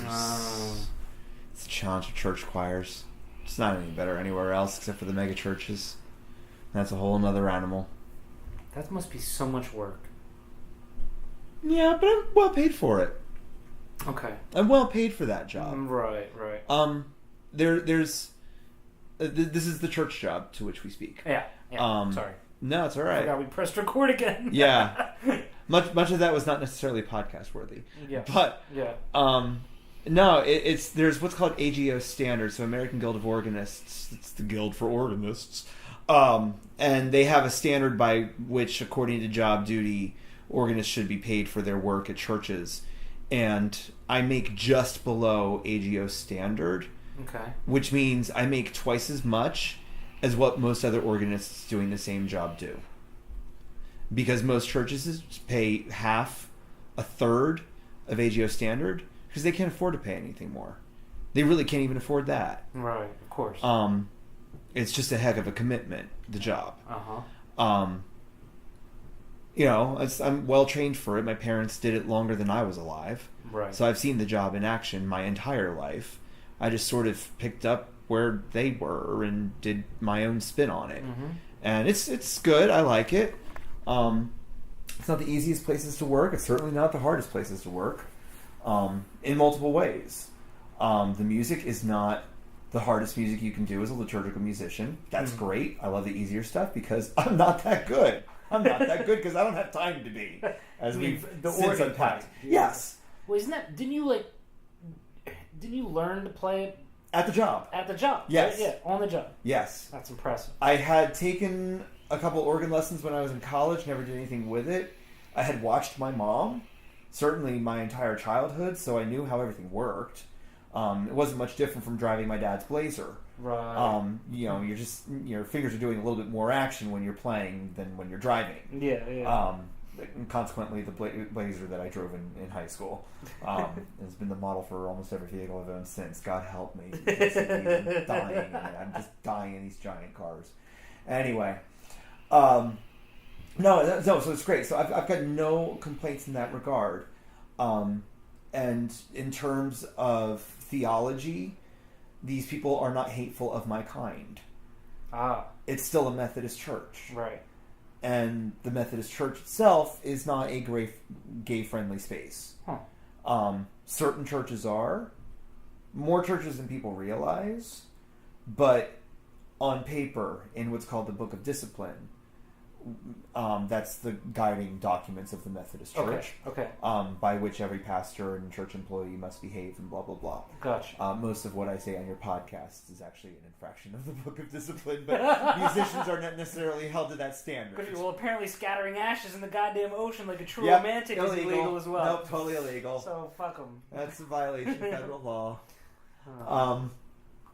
And so, I could be working in much more difficult environments, and I'm thankfully not. Did you know that they were friendly going in, or was that something you discovered? How did that I made it a condition of my employment. Oh, beautiful. Good for you. And I made it very clear where I stood on the LGBTQ situation in the church, and I made it very clear what my reactions would be if I ever heard any aggressive speech or hate speech or ignorance of that kind. Mm-hmm. And it was mutually agreed that yes, that is how we want to behave. Perfect. And they haven't always been perfect. Well, everybody's an individual, right? But the leadership has always been very good to me. Right. Very good to me. And that for a church musician is actually also unusual. Yes, right. That's a good point. Having been raised in a church environment myself, I totally get what you're saying. Because it's that dual nature of these organizations are bringing community. It's community, and there's so much to be gained from that. But there's also so much ignorance that could be propagated, or unnecessary drama and intrigue that could be detrimental in the long term. And at the same time, so many of those institutions are dying. Lack of membership, lack of enrollment. Right. There is a severe lack of community. And that speaks to to socialism. I mean, capitalism has always relied on churches, synagogues, today now mosques, and certainly temples, etc., etc., etc., to pick up the slack on social concerns and social ills. So we've talked about, in fact, our first podcast was entirely about Vineland. That's right. Vineland just last week had a circumstance of an African-American man who was shot by a group of cops. Yes. And downtown has been erupting kind of like it did when we were young. I haven't followed what's going on downtown. I know that one of my closest friends, I would consider him a brother, he's just been totally vocal and active on Facebook about it. He's going to the marches and stuff. Yeah. And the cop who actually shot him was a childhood member of the last church where my mom worked. Whoa. Where a church where my mom still volunteers. What was that church like?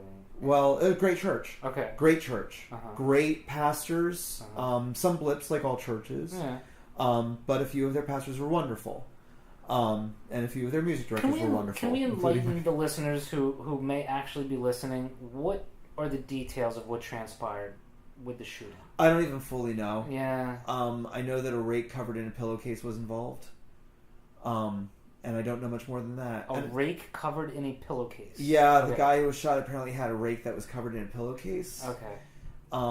I don't understand, and I haven't wanted to look. Right, exactly. It's because of what I was about to say, which is that church. I don't know if he's an active member there or not. It's not to say he is. It's not to say he isn't. I just don't know. But that church has, since that time, been broken into 3 times. And a state-of-the-art lock was disassembled. And a window was broken. And this church in Center City, Vineland, on the not the boulevard, sorry, on the avenue, is being just attacked. This is the only church left down there that has a food pantry and a clothes closet that just give things away for free. So why then? Who or why or... Why Ferguson? Why Baltimore? Right.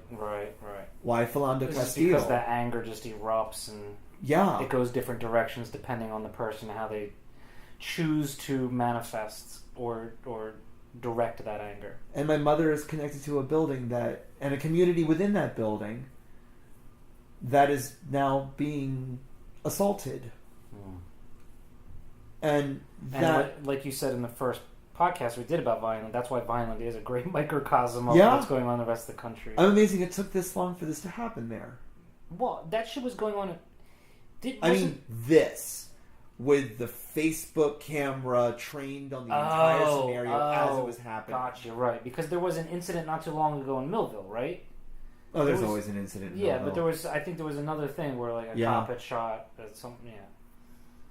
a kid or something like that. I think it was Millville. Yeah, it was. Yeah. Not too long ago. Right. But what I'm saying is now I have a connection to this through my mother. Gotcha. I don't have a connection to this. Gotcha. This is happening to people that I happen to like. People, some of whom I've known since I was a child. Mm-hmm. This is happening to my mother. Right. I called her the other day and she said, "I'll call you back in a little bit. We're picking up the bells." They were bringing all the handbells in the church home. Oh, Lord. So the handbells weren't there the next time the church was broken into. Yeah. There's thousands upon thousands of dollars of goods. Sure. Those are expensive tools, instruments. Mom brought them home to protect them. That's what my mother does. Thank God she got new knees. And not that I believe in any specific organized religion, but still, to rob a fucking church? No, it happens actually more frequently. Than yeah, of course. Yeah, this one particularly because it has the clothes closet and the food bank in it, so people try to rob that.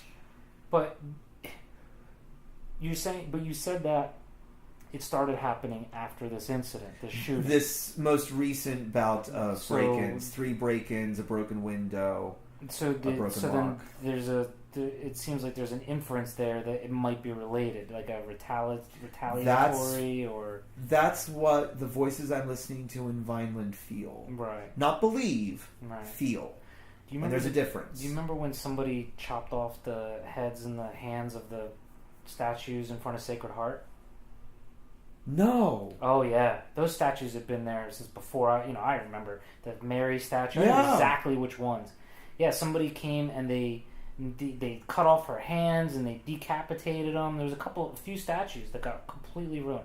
Been there for. I never heard about this. Since Father fucking DLC. This was within the last 2 years. Oh, that's news to me. Yeah, maybe 3 at any time.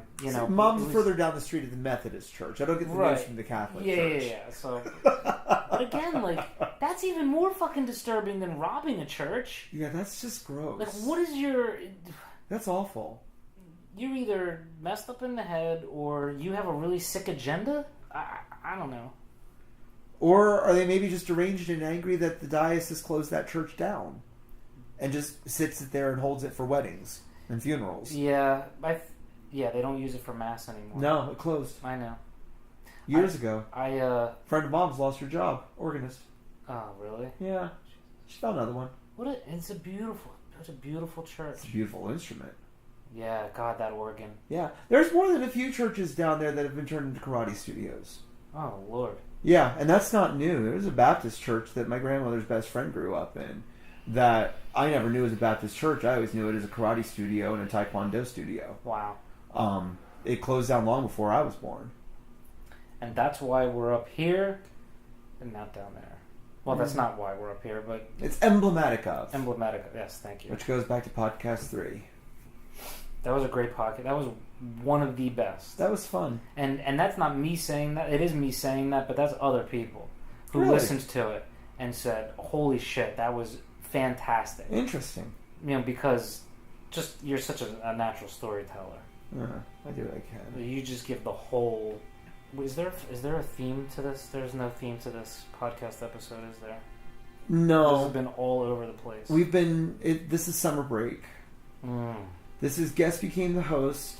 This is summer break unraveling. We're still unraveling. Yeah. You're only just finishing your year now. Your school year ended, but you were immediately on to family matters. I told that to Doug, because I went hiking with him this past weekend, and I said, Good. I feel like it wasn't until I got home and actually slept and had real dreams for a few days that I was like, oh, now my summer vacation has begun. But I don't even look at it as a vacation. That whole concept of like, oh, it's your summer vacation. No, fuck that. it's recovery. It's a recovery and a brief hiatus. Absolutely recovery. It's the same thing as a winter or a spring vacation, just a little longer recovery time. Yeah. And can I get my shit? Can I get some habits that I've been procrastinating on? Can I get enough momentum to fucking carry me?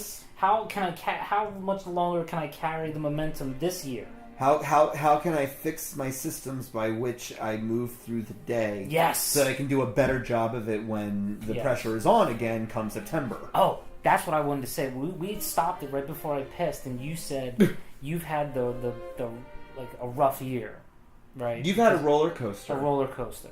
I wanted to get back to that. But however, I think what I wanted to say at that point was, maybe my class had a lot to do with it. The class always does have a lot to do with it. But this year, I felt like I was the most stable day to day. How do I articulate this? I know what you're saying. Like, I had a nice, even flow momentum. And definitely there were moments of stress and whatever. But for the most part, this year, for example, like, it's guaranteed at least once, usually 2 or 3 times, I get into some sort of parent thing. Partly because they're them, and partly because I'm me. Yeah. Right? Yeah. And that's just the nature of the beast. And I've learned from certain... Another reason I prefer teaching college. Oh, God, yes. But, even that, I didn't have any real... There was nothing like that this year. And so, as much external turmoil as there was, I think internally, at least in terms of my job, like it was one of the smoothest rides so far. Well, you've hit the age where you are now a mature teacher. Yes. You are well seasoned. Right. You are chicken ready for a grill. Put me anywhere. You can put me into any class, and I'm good. Yeah. Wait, say that again, I'm sorry. You are chicken ready for a grill. You're a pork on a spit. You're just rolling your little piggy legs in the air. That's what she said. Wow, that's been on my mind lately, the cooking of whole animals. It's this diet book. But anyway, neither here nor there. No, you've been on a roller coaster, though. You keep thinking of it in terms of your job. And I'm trying to challenge you to think of it in terms of, you hit an apex in December. A fortuitous one. Where your family was all together again. That's right. And for that to bottom out in just a matter of months. Yeah, that was fucked up. That's the roller coaster. Because I believed that was the beginning of something. Yeah. Finally. Yeah, you did. Yeah, I really did. And that was reflected in that podcast. And it was reflected in the amount of communication my brother and I fucking... He his 1 year was actually February 1st. Yeah. And he was supposed to have a meeting. And then he wanted somebody to, fly down. There was talk of me flying down and being there. And then I offered that to him. He's like, no, Craig's going to come. And Craig is his closest friend. Craig is a perfect person to be there for that. So I absolved myself of that responsibility.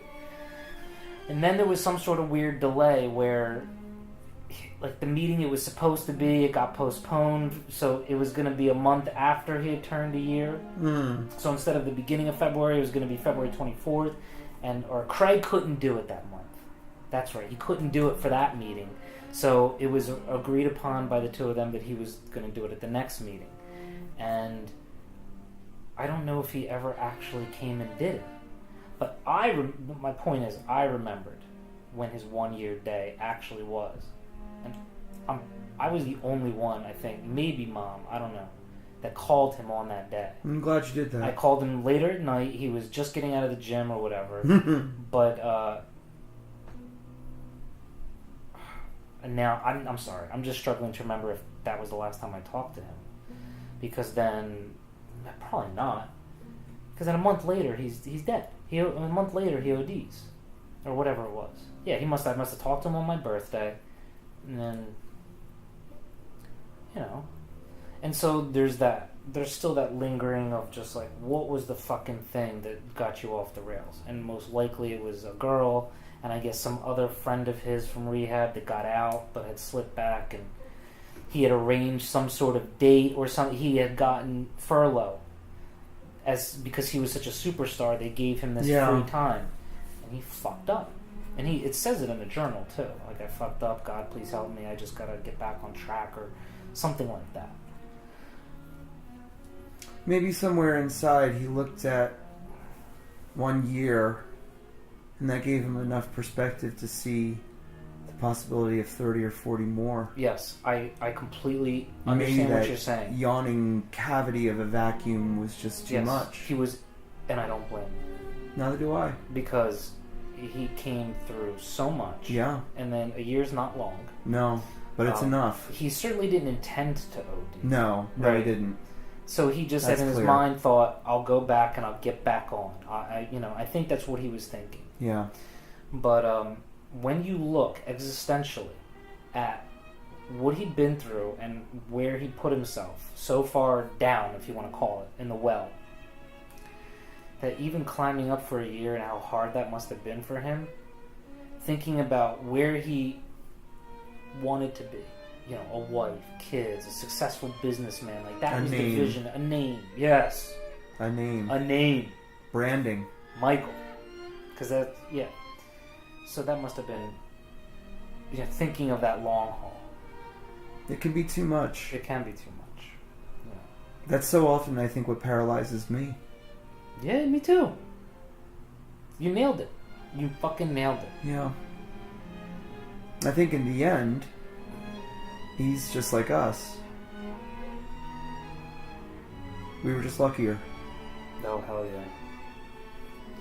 Hell yeah. Substances have a lot to do with it, man. Yeah. And the age that you take. Yeah. It really does. How did he end up LSD at 15? How did that happen? Antonio or somebody related to that. See, when he went to school and there was Antonio and 15 was high school. Okay, so by the time high school, he was already friends with a couple of these guys from middle school, and I was the total anti-drug person who saw these guys as losers and lowlifes. Now, later on, when I came back from college and I had started getting high, I understood that world and that perspective, and I began to understand how I was closed-minded in a lot of ways, that these are human beings, but they were still fucking lowlifes. And I mean that. Yeah. Great guys, good hearts, but fucking lowlifes. And you could see that projecting years later. It was still, the proof was still there. So he just got entrenched with that because he was so, tortured and made fun of when he was little for his weight, mercilessly, that he desperately, and I didn't give him the fucking love he needed because he was a pain in my fucking ass because he was all ego. It was like never enough for him, and if he didn't get what he wanted, he just persisted until he did, and then later he got violent until he got what he wanted. Yeah. So I didn't give him what he needed. So when a friend came along, whatever that person's motivations were, and I'm sure that those motivations were mixed, as many human beings' motivations are. I'm friends with you, but I'm using you, or we're using each other, or we're the codependency.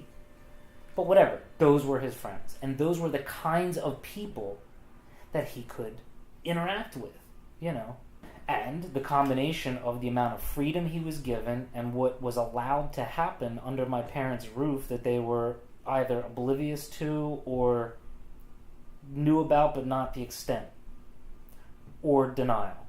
Mix all three of those together in different degrees.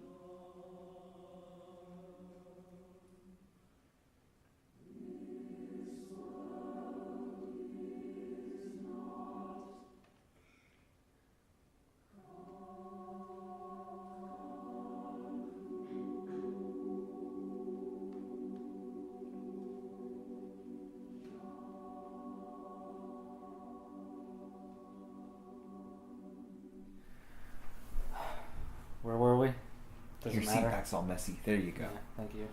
Does it matter? Um, What conclusions can we draw from everything? We punctuated some stuff there at the end of the last session. God, I sound like a therapist now. Well, that's what this has felt like for me. And I guess it's something I needed. Yeah. Thank you. Yeah, you're welcome. But I kept thinking as I was listening to the Michael podcast that I hadn't been there enough for you. But I would say the same thing Yeah. about me for you, and I haven't. So I want to make sure I'm there now. Like, there's major traumas that you went through. I found out after. You were there. Like, you know. You were there. I guess You in were whatever there. capacity. You were there. You're part of that story. Jesus. I mean, come on. You were very present. Folks, he's been through it too. That's all I'm going to say, because I don't know how much he wants to say, but you've been through it. We don't need to go there today. No, let's not. But Let's not. it's funny, Michael did the same thing, and there are stories left untold. Yes, he didn't talk about Sarah. Yeah. Yeah. Do you want to tell that story? It's pretty simple. He was in love with this girl, Sarah Souders. I don't remember when he started being in love with her, but he had a thing for her. And I didn't know about it, or if I did, I was completely unaware. My earliest memory of this girl, this is hilarious because I still remember this. I occasionally, very rarely, will have a masturbatorial fantasy based on this actual experience. See, this is why people should be listening to this podcast. Go on. He had friends over one night. I was upstairs. I'd gone to bed early or whatever. I walked to the bathroom with a shirt and no pants on. Like you do. Like I Mark. do. And a boner. Thankfully, talk about being at the right place at the right time, I had a boner. So I walked out, and there's this... It was like a dream. There's this hot fucking girl standing there, and she's like, oh... I'm sorry, Michael told me to use the upstairs bathroom. And I remember saying something so casually, like I was so cool in that moment. I was like, hey, it's okay. Like I was totally chill. Now in my masturbatorial fantasy, it's like, hey, what are you doing? Why don't you, Oh my gosh. She comes back to the room and whatever, starts sucking me off or whatever happens. But that was Sarah. And the next time I actually saw her face to face was during winter break from Drew, right after the period where I had started taking a shitload of acid. Mm-hmm. Like 4 months, 10 trips within 4 months, something like that. A little bit of mushrooms, but mostly the acid. And so I'm down there with my I had shaved my head. Okay? In like a February of my senior year, I had shaved my head. I'm trying to remember all the chronologies and the times all this shit happened, but I think we're at my senior year at this point. Mike is in college at York. I'm at home with Doug and maybe Noel in the basement, and the door, somebody knocks at the door, and there's this beautiful fucking girl. But I don't know if I had at that point connected her to the one that showed up in the hallway that night. I later figured that out. But she's like, oh, is Mike there? And here I am with my fuzz head growing in. But she's just like, oh, you're his brother? And next thing you know, I have like a plan to see this girl or call her or whatever. Let's put the context of how fucking horny I am at this point, like in college. So like that's my primary motivation for all of this. Okay, I think that needs to be established. And long story short, I end up driving down from Drew, picking her up, and she proceeds to have me drive into Philly, drive slowly through the ghetto, while she calls out the window, dope, dope. This is my first experience with somebody who was a severe fucking... Like, this was so beyond my scope of, you know, what people were capable of. But I just want to get... And she had this hot fucking red dress on that night. And I'm giving every detail, and I should have just... No? But keep in mind, this is the girl who my brother was in love with. Yeah. And I don't know if I was fully conscious of that at the time, but I found out after. You know what I mean? I don't know how much of it I knew. I guess maybe I've done that to protect myself. I don't know. Oh my God. So there's that. And then she gets like H. And we're driving up to North Jersey and I sniff it. First and only time I've ever put that substance in my body. And I've never shot it, but I sniffed it. And I just remember nausea and some trails, nothing, mostly nausea. What didn't do anything for me. We get back to my dorm room and she's like, I'm going to go to the bathroom or whatever. I'm sitting there waiting. This is such a fucked up story, but it was such a fucked up time in my life. Yeah. She basically passed out on the fucking toilet. I don't know if she had shot. I don't know what she did. Because again, I'm still in that naive, like, I don't know about that stuff, that world, right? I don't know the culture. Like, I'm just barely. I had never been directly exposed to it. Yeah. But me, I don't go in there. I just wait till or I go to sleep 7 o'clock in the morning. I don't know why to this day I didn't go in there to check on her. She even said the next day, she's like, why didn't you come check on me? I did at one point. I did. I walked in and the dress was down, panties down, whatever, and she was just... That's how I knew she had passed out on the toilet. And I just didn't mess with her because I felt like I shouldn't wake her up. Is that inappropriate? Or I don't know what the hell I was thinking. Also, how do you get her down the hall? No, so we had a dorm where it was 2 rooms on the other side, shared bathroom in the middle. Got it. So you left her in your shared bathroom. Basically, yes.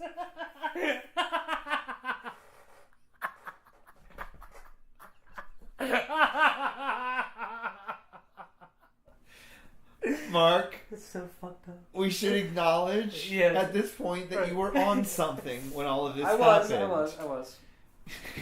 It was just like this hyper... hey, no excuses, no regrets. Oh my God, so anyway, she stays the whole next day. We have sex, but I remember this funny thing where I was fucking her and she's like, oh Maria, we can fucking write. We can be... She was like saying this like fantasy shit that I knew was fantasy shit, but I didn't care. I loved it. I knew it was like... She was just saying this shit. It was so bizarre. But, looking back in context, she's like, oh, do you want to fuck my ass? And I said no. Jesus Christ, somebody offered for me to do anal and I turned her down. What the fuck was I thinking back then? But that was like... It was just more than I think I didn't know what to do with her, I guess, or whatever. So... It's beyond your ken. Yeah, I mean, it just wasn't, look, now I would have known exactly what to do. But back then... So, I don't know if I told my brother or if he got in contact. I don't know how he actually found out, but I think I may have just actually told him. This is what happened. And he was pissed at me for a while and upset. And then but when I explained the context to him, I was like, look, I didn't know you were blah, blah, blah. I didn't know that you were like madly in love. Like, I really didn't know that. I don't remember him talking about this girl when we were younger. Like, it really was like she showed up out of nowhere for me in my memory scheme. But I did know at a certain point that seeing her, being with her would bother him, and she knew it too. This is crazy where this is going. This is really where this is going. Because this sets up everything in terms of my brother and to his end. He forgave me. He understood that I was a fucking idiot who just wanted to fuck, and he got it. Right? He got it. Because I was him in that particular instance. Yeah.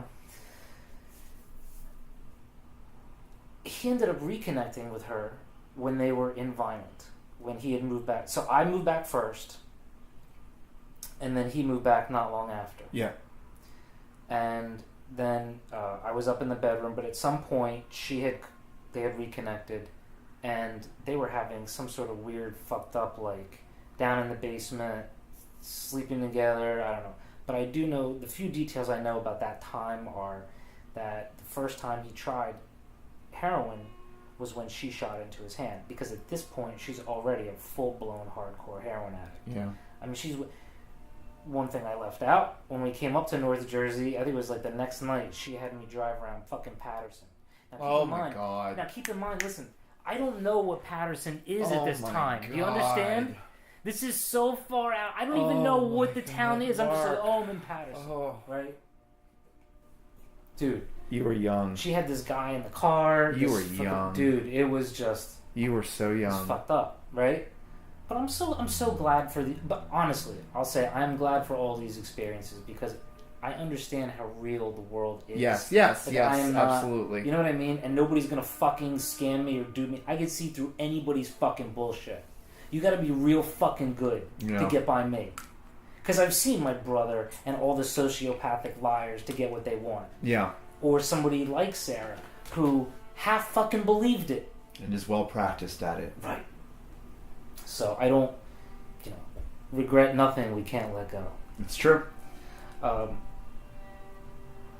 She ended up, long story short, again, she OD'd. Yeah. Where? I forget. I guess in a hotel room or something. And so where was Michael? he was home. He found out. He got a call from somebody. Yeah. And that was the first of the 3 that he talked about on the podcast. In love with her and not present when it happened. Right. Not there to stop it. And not there to protect her.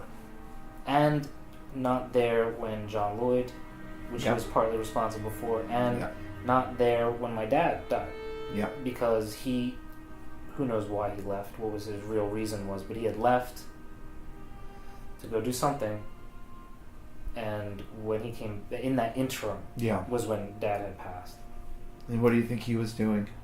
I don't know. Maybe he went back to the apartment to go get fucked up, or maybe he went to go get pills, or maybe he went. I don't know what his. Yeah. And I don't think he ever told me what he went back for. I Couldn't don't deal with remember it. the reason he gave at the time. He couldn't deal with it. Right. And that's what it comes down to. He couldn't deal with it. I do remember because I was sorting through all his shit over the holidays, so I saved basically any journal type writing that I could find and worksheets that he had done. But there was one snippet that I remember seeing about the biggest regrets. It was a list of regrets. I have all this stuff to go back to, but one of them was not being there for Dad or not. It hurt too much. Sure. It hurt too much to try to be there for him. That's my conjecture. Yeah.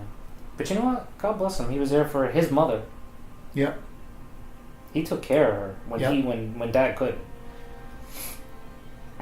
And now it's you. Yeah. Sarah. God bless Sarah, man. It's a shame. I remember one thing she did say to me once. She said to me in the kitchen when Michael wasn't around. She said, Mark, I still want to fuck you. She goes, but I won't. Because I know that your brother would not be able to handle. She goes, and I was like, it's fucked up. Yeah. What could have been different? Wait, are you saying it could have been different? No, what? What could have been different? Yeah. He should have been properly diagnosed at a young age and been put on medication. But I don't even know if back then they had the proper diagnoses. So nothing to regret there. No, I don't know if there. Sometimes I don't even know what my things are. Are they regrets? Like, what is it? Or is there... For me, it's constant guilt and regret. Okay. I dwell on that. I live there. Yes. Okay. I hate that. Yeah. That's what I'm constantly trying to snap myself out of. And so, how do we do that again? Exercise? Creative pursuits? Yeah. All the things that would right every single part of our lives would fix this. See, to me, those things are just euphemisms for... No, but I'm serious. All of those things are euphemisms for being in the present moment. Yeah. Or tools to get yourself into the present moment. Yeah, exactly. Because I'm probably going back to our What is Happiness? Was that part even recorded? I don't fucking know at this point. Not sure. But it's a shame if it wasn't. But what is happiness? Maybe it's just like feeling joy in the present moment. But still doesn't answer the question, how do you discern that from mania? Does it matter? For my particular quandary, it's not helpful. Does it matter? You say tomato, I also say tomato. That's it's one of my stupid little jokes. It does matter. Because... But what's the difference? You're not wrong. You're not wrong. Because mania is an imbalance of chemicals in the brain. That's really what it is. Everything is an imbalance of chemicals in the brain. Joy is an alteration of the balance of chemicals in the brain. It's chicken or the egg. I hear you. But it is actually the chicken and also the egg. Joy comes from exterior experience. Okay, let's say you have imbalanced chemicals in the brain. Mania has no source. It has no root, has no heritage, has no legend. It's not part of life, action, and behavior. It's not part of lived experience. How so? It sits on top of it. Like depression sits on top of stuff. Okay. You know, if you have depression, like really great things happen and you only feel a small measure of what you really should feel, of the joy when good things happen when you have depression, because you have this something of layering on top of, it's weighing on top of your emotions, and your spectrum of emotions is diminished and is smaller because it has this weight of depression that sits on top of it. Well, mania does the same thing. It squashes the emotions the same way, except you have the energy to know it a lot more intimately. And to know that it's not real. But then you reach a point where you're just accustomed to it, and you have to decide what is happiness and what is mania. And how can you tell the difference? And that's a struggle.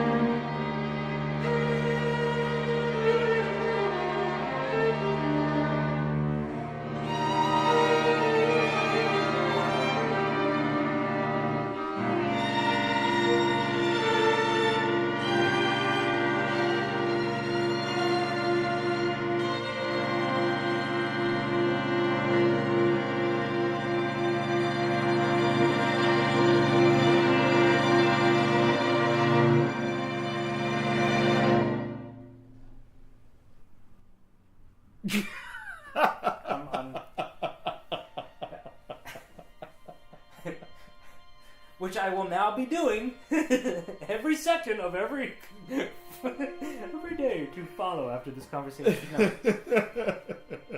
I think I see what you mean in a way. I think I see what you mean. Maybe. And I'm lucky I've got the meds to help me sort it out and find some sort of balance. I think they impede some parts of me. But I'm okay with that right now because the rest of me is so much more right that I'll take it. Especially now that I really have to start doing things like find a way to save for my... No, I'm good. Find a way to save for my retirement. You know, I've got to start thinking about that stuff. Yeah. So I'm okay with it. But Michael had the added challenge of the doctors having to figure out that recipe on a thoroughly addled mind. Yeah. Yes, which he said. His level of self-awareness at the end was incredible. Powerful. It was amazing. Yeah. It really was. I couldn't believe the point he had reached. So that's why I encapsulate all this as I think secretly deep in my mind, you know, like the candles that burn the brightest, or whatever the phrase is, burn the shortest, and, you know, he didn't burn bright in the way you would typically mean. Yeah. But he burned. He burned. And he burned a little too hot right from day one. But maybe, like you said, when looking at the prospect of going through all that, Yeah. you know, having to deal with his own future, and how exhausting that must have felt in his heart. You know, they say that we create everything for ourselves.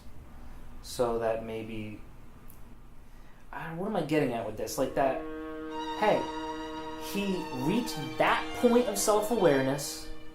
He had a cathartic confessional, as you will, with me. And then he fucked up and died, but like we're all gonna fucking, you know, we're all gonna. Well, and that's what makes it So at least... novelistically epic.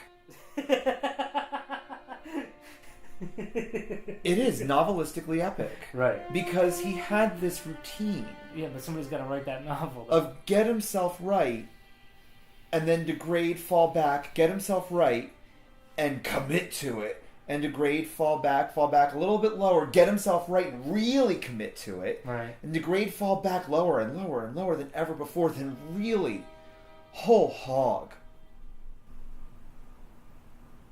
And he didn't degrade and fall back. Right. He just screwed up. Right, exactly. That's a great. He broke the cycle. Right. But he knew what he was doing, though. And he still didn't make it. He broke the cycle and he still didn't make it. Right, because you only get so many fucking chances, and he got a lot. He got a lot of chances. A lot. That car accident almost killed him. Lord Almighty. Jesus Christ. He was in the hospital for a month. But anyway, that's the point. Is you can't even say that he deserved another chance, because he had so many. Like, he had them. Yeah. So maybe it's just like a question of, hey, you got this far, you did great, like, boom, like, on to the next one, or let's redo, I don't know. I told you this in the beginning, that's kind of what ultimately, this anxiety will never be settled. Yeah. Is, what the fuck happens after, and you know. Yeah. That struggle between... And I don't buy into the empiricist material, this is all there is. But I'm still so fucking skeptical of everything. And I don't know. Who knows? Really? And everybody's like, I know, they're there, here are the signs, here are the numbers, and... If I can wrap this up in a tidy bow. Yeah. So I binged last night, as we've discussed a few times. Oh, very beautifully, yes. Back to Star Trek. No, I'm not going to Star Trek. Back to Star Trek. I binged on Opus Marcus last night. Oh, that's right, yes.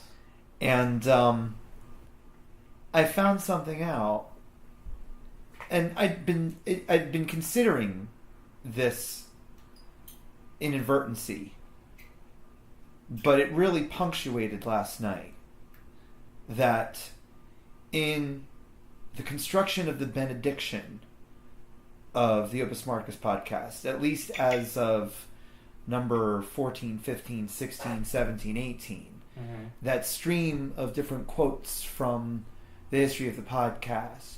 Yeah. You've created yourself the perfect benediction. Yes. You've created it for Michael, but you did so last fall. You created this absolutely exquisite benediction. And your grandmother is the one who says it best. What does she say? Would you want to know? We don't know what's going to happen, honey. And she we don't says, know what's going to happen to us. And you say, would you want to know? We want to know. She says, well... No. She just shuts it down. Right. And that's exactly it. Would you want to know? I mean, shit, if I knew what was coming to me in the last 10 years, I would have said, hell, no. Do not sign me up for that. If at any point in my history, right. if I had known what my life would be for the first 40 years of it, at any point in my life, I would have said, hell no. Right. I am absolutely not walking down that road. Thank you very much. Yeah, but see... Except... Go ahead, I'm sorry. Here I am. Huh. And I have accomplished X, Y, Z. Was it enough? No. Was it ever enough? No. But I'm not done. And I have a lot of things to be grateful for.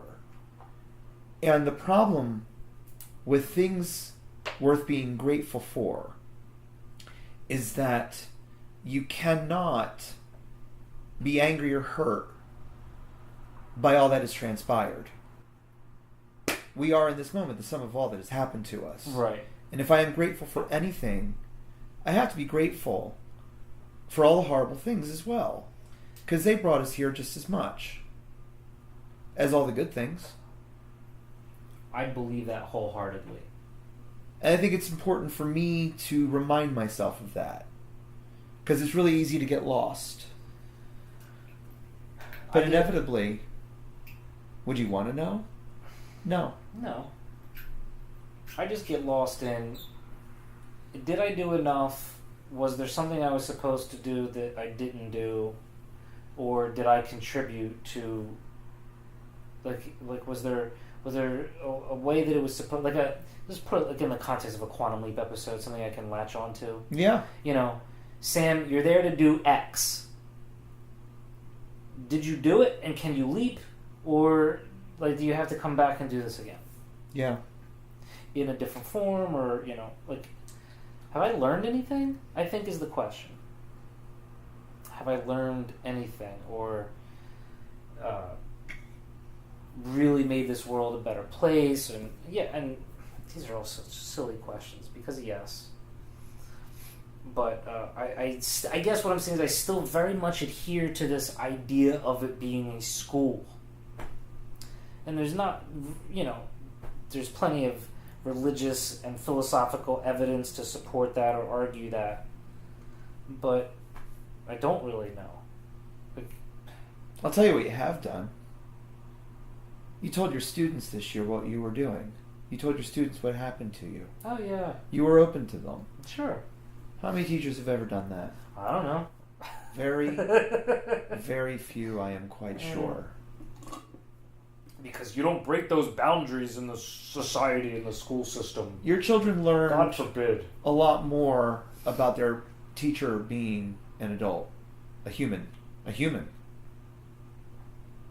at an earlier age than most students figure that out. Look, in full disclosure, I believe that. Yeah. But my ego needs to keep that kind of shit in check. Of course. And so... Because stability has to be preserved by the chaos on top of it. Yeah, because I know very easily how ego can fuck all that up. Yeah. Very easily. We can't believe we're good at what we do. Because if we believe that, then we'll stop doing it. And more than that, we'll stop growing. Right. Right. Yeah. That's what it comes down to. That's never what this entire podcast was about. Thank you so much for tying the bow. It's beautiful. Thank you. We good?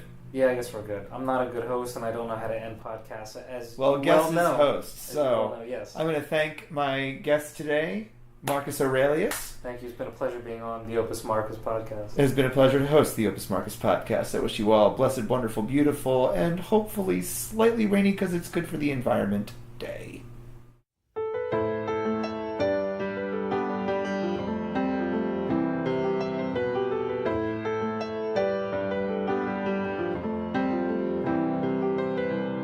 There's not a lot I'm missing about the way things used to be. I don't lie in bed wishing you were beside me, and I never dial your number and then hang up before it rings. I'm so above all those little things. And on the days when I get lonely, I don't wish that you were here. Oh no, my dear, I haven't shed one tear. But I'm cold, so cold, and I don't know what to do. I can't help myself, I shiver when I'm beside you. And I'm cold, so cold, and you say it was cold to you. Well, I can't stand, no, I can't stand being.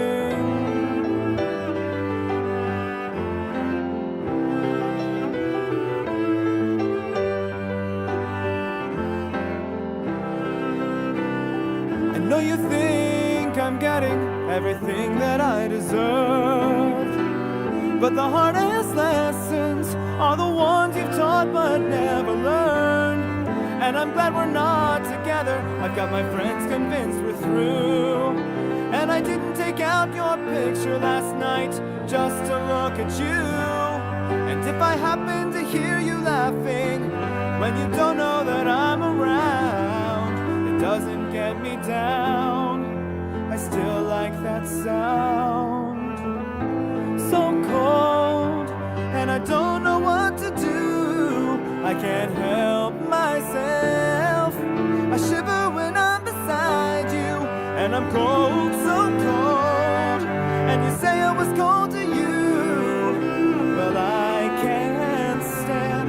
No, I can't stand. If this is how it was for you, when every breath I took, it chilled you. If every time I turned from you, you thought it should have killed you. If I froze your heart against me like mine is now, I take it all back if somehow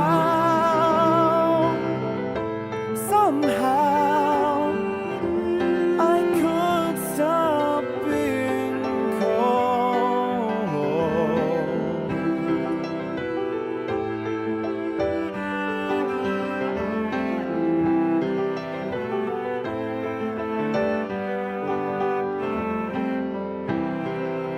But I'm cold, so cold, and I don't know what to do. I can't help myself, I shiver when I'm beside you. So cold, and you say I was cold to you. Well, I can't stand, no, I can't stand being cold.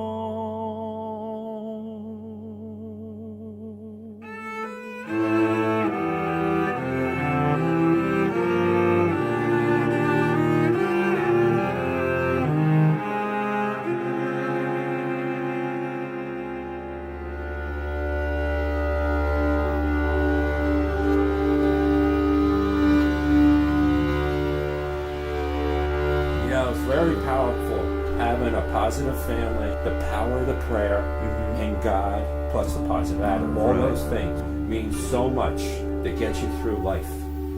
We covered all the important stuff. That's right. So now let's cover the unimportant stuff. It's a microcosm of all of the pain of the United States. Ooh. You see, getting these moves. We left off on a specific thought thread. You don't remember where we ended it? I'm not sure I remember what I did yesterday. No, I'm just kidding. When you're in the moment, there's only this moment. I guess tune in next time when I have some interesting shit to talk about. Other than that, I love you. I love the world. Peace out.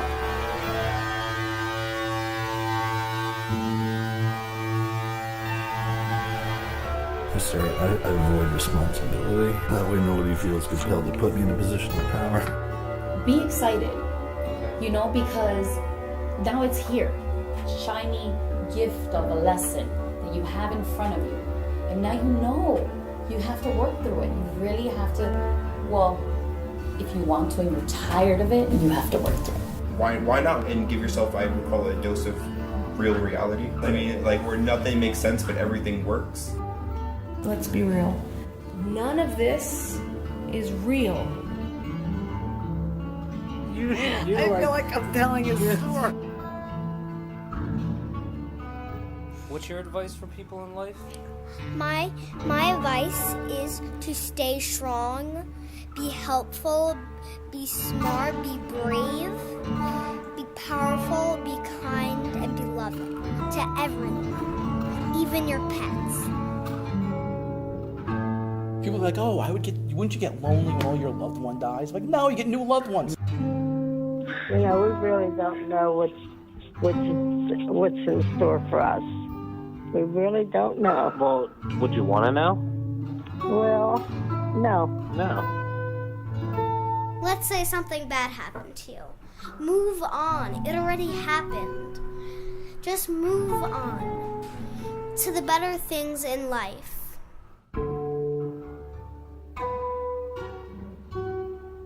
hope it's really not just us. Right. And everyone else is like, self-created eternal hell. No. Every waking moment is a joyous experience of growth and opportunity. I find myself totally spiritual centered and at peace with the balance between me and the rest of the universe. We can't believe we're good at what we do, because if we believe that, then we'll stop doing it. And more than that, we'll stop growing. What a heck of time!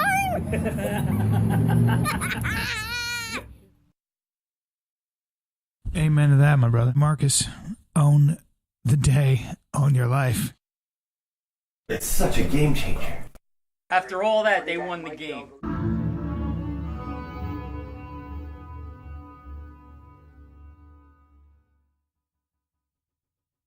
Is it recording right now? Yeah. Say whatever you want. Alright.